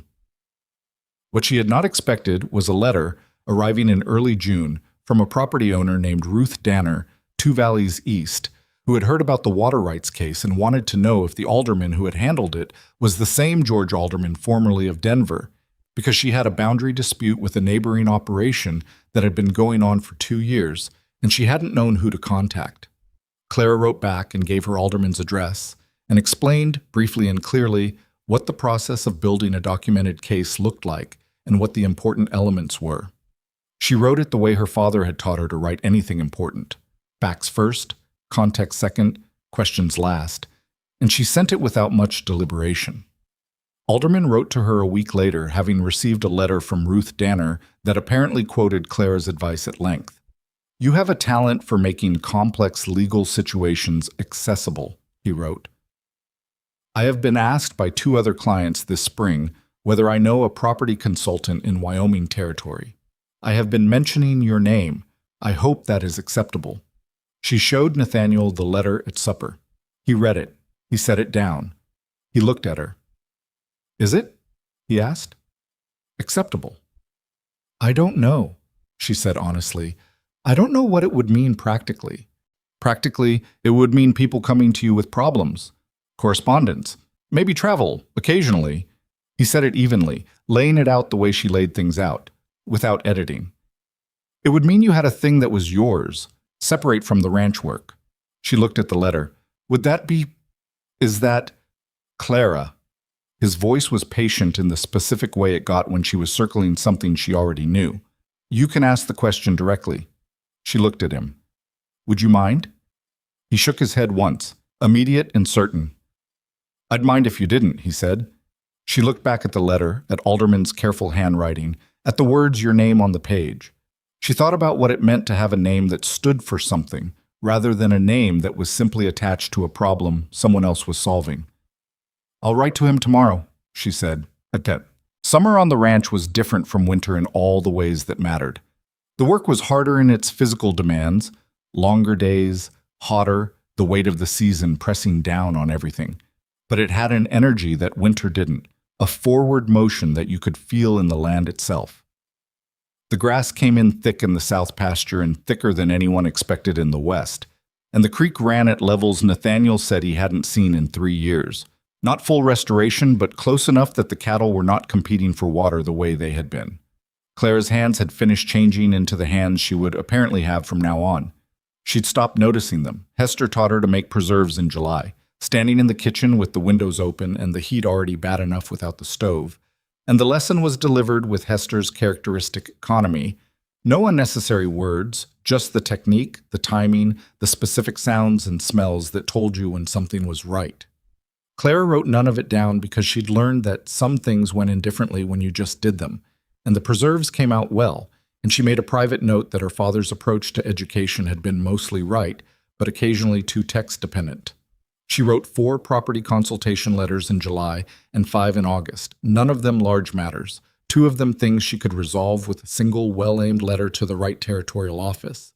One of them a problem similar enough to their own water rights case that she could map the approach directly. She did not charge for any of it, because she wasn't sure yet what fair compensation looked like, and she thought it was better to do the work well first and sort out the economics later, which was probably her father's influence again, sometimes usefully, sometimes less so. Nathaniel looked at the letters occasionally when she left them on the desk, and said nothing except once, in August, when she was working on the boundary dispute correspondence and had hit a section of territorial land code that she was not sure she was interpreting correctly. She showed him the passage. He read it. "You're reading it right," he said. "You know territorial land code?" "My father made me read it. Said a man who owns land in Wyoming and doesn't know the law governing it is a man walking around with his eyes closed." He handed the papers back. He was right, mostly. "He and my father would have gotten along," Clara said. "Stubborn, careful men who read too much and expected the same of their children?" "Exactly." He went back to his work. Clara went back to hers. The evening moved around them the way evenings did now. A shared shape, a rhythm that had been built so gradually that it was hard to name when it had become natural, except that it was natural now, and she thought probably had been for a while before either of them acknowledged it. In September, Eleanor came to visit. It was not a long visit. 4 days, because Eleanor had her own household now. A young marriage to a man in Cheyenne that Ruth and Harlan had approved with the efficiency of parents who had been managing children toward outcomes. But she came, and her coming meant something that Clara found she had not expected to feel so strongly about until Eleanor stepped off the stage and looked at her with the uncertain hope of someone who does not know if they are still welcome. "You look different," Eleanor said. "Different how?" Eleanor tilted her head. She was 21, pretty in the way that Clara was not, slight and fair and with the social ease of someone who had always been well regarded. But she was also, Clara had always known, more perceptive than she let on in company. "More like you," she said, which was not what Clara had expected and which landed in a very specific place. She showed Eleanor the ranch, which was its own kind of statement. The south herd, the creek running cleaner than it had in years, the kitchen garden that Clara had expanded in June with a cold hardiness that Hester had not initially believed in until the evidence proved her wrong. The desk in the front room with its letters in progress, the ledger with its new format, the columns running clean and clear. Eleanor looked at all of it with the careful attention she kept mostly hidden and didn't hide from Clara. "You're happy here," she said. Not a question. Yes, Clara said. "Not because everything is easy. It isn't. But you're happy." "Yes." Eleanor looked at the creek through the kitchen window.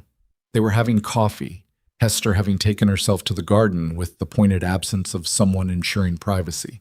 "I want you to know something," Eleanor said, "about when you left, about what about what was said in that house."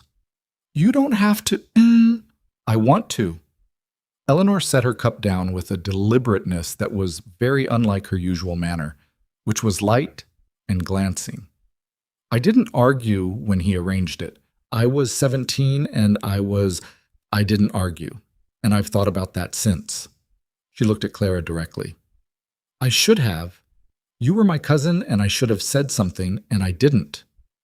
Clara looked at her. She had been carrying a version of that moment for almost a year now. The memory of packing a single trunk while Eleanor and her sister moved quietly around her, not meeting her eyes. She had not known, until Eleanor said it now, that Eleanor had also been carrying it. "You were 17, Clara said. That's not much of an excuse." "No, but it's a real one." Clara looked at her coffee. "And I'm here now, and it's—" She stopped, trying to find the language for it that was true without being tidy. "It's not what I expected. It's harder than I expected in some ways. And better." She looked up. "I don't know how to explain better to you except to say that I feel like I'm standing in the right place. For the first time I can remember." Eleanor looked at her for a long moment, with something in her eyes that was complicated and a little sad, and also, underneath that, genuinely glad. "Good," she said. "I'm glad, Clara." Nathaniel met Eleanor at supper and was, by his standards, relatively forthcoming. He answered her questions, asked her two of his own, refilled her coffee without being asked, and when Eleanor left 4 days later, he said, standing in the yard watching the stage go, "She thinks well of you. You can see it. We have a complicated history." "Most people worth knowing do," he said, and went to find Rodrigo about the fence repair on the east side that had been waiting 2 days. The territorial notice came in October. It was addressed to both of them, Mr. and Mrs. Nathaniel Brooks, and it came from the Territorial Land Office in Laramie, and it was a formal citation of the water rights case as an exemplary proceeding, one that the Land Office intended to reference in new guidelines being drafted for water appropriation disputes in organized territories. Alderman had apparently submitted it as a case study, along with Pratt's survey methodology, as a model for how such disputes should be documented and pursued. Clara read the notice twice, Nathaniel read it once. "Exemplary," he said. "That's the word they used." He set the notice down on the desk and looked at it. Then he looked at her. "You know what this means practically. People will know the case. Other property owners with water disputes will have it cited as precedent." She thought about Ruth Danner and the letters in July and August. "The consultation work will probably increase." "Yes." He was quiet for a moment. "Is that what you want?" It was a real question. He asked them, she had learned, the real ones, the ones underneath the practical ones, without signaling that they were coming, which meant you had to be ready to answer them honestly, or you'd give him something approximate, and approximate answers with Nathaniel Brooks went nowhere. "I want the ranch," she said. "I want this. What we have here, the work, and the land and the people. I want that to be the center of it." She paused. "But I also want the thing that's mine, the thing I built from what I knew before I came here. The letters, and the cases, and the way my father taught me to think." She looked at him. "I want both." "Then have both," he said, simply, as if it were the most obvious conclusion available. She looked at him for a moment, this man she had married as a transaction, and lived beside long enough to understand was considerably more than that. A man who had been broken and had kept working, who said true things at personal cost, who had looked at her on a hired wagon 8 months ago with an expression she now understood as the assessment of someone who was already wrong about what he was seeing but was willing eventually to revise. "You're a better man than my uncle could have known he was sending me to," she said. He held her gaze.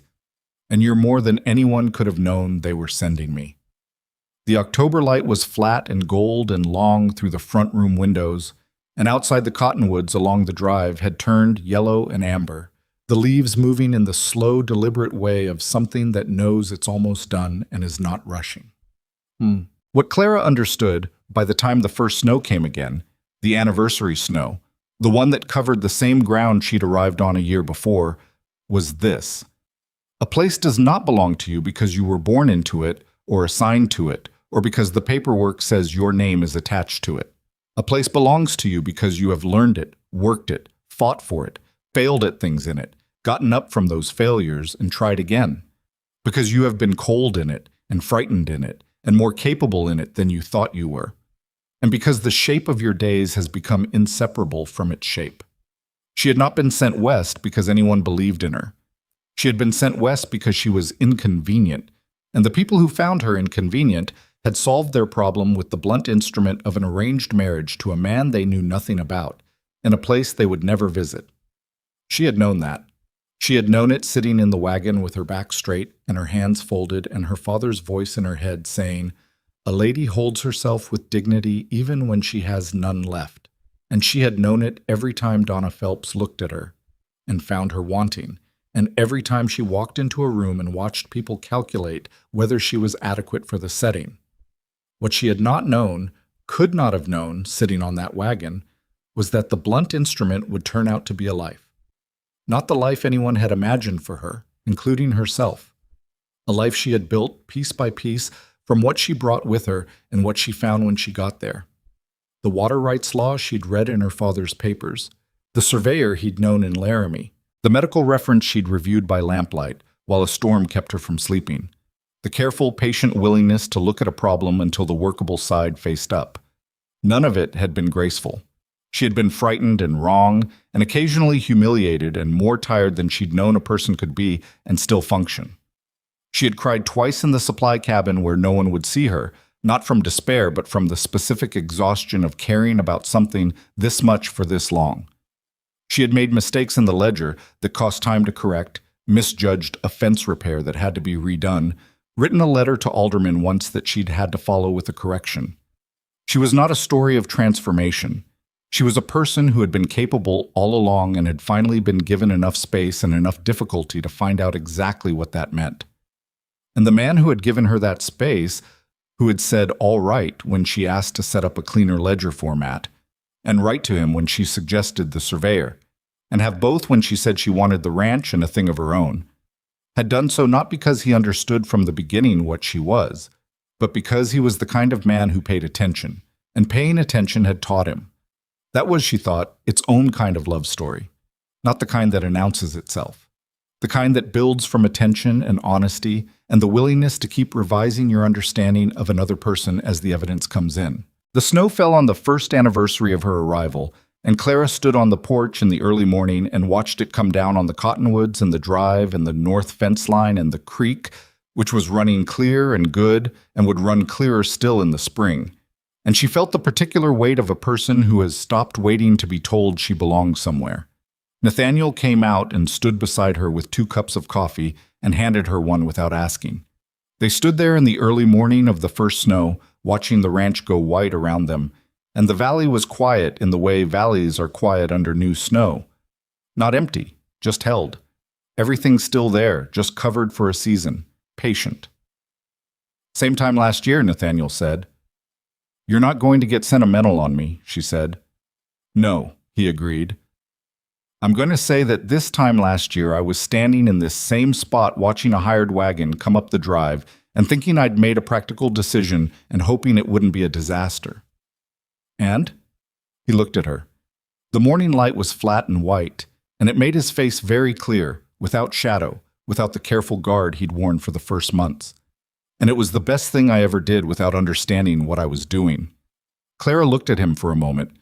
This man who had become, over the course of a Wyoming year, hers in all the ways that matter.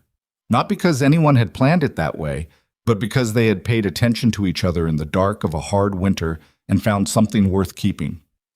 "Drink your coffee," she said. "Rodrigo's going to need help moving the herd before this gets deeper." He drank his coffee. She drank hers.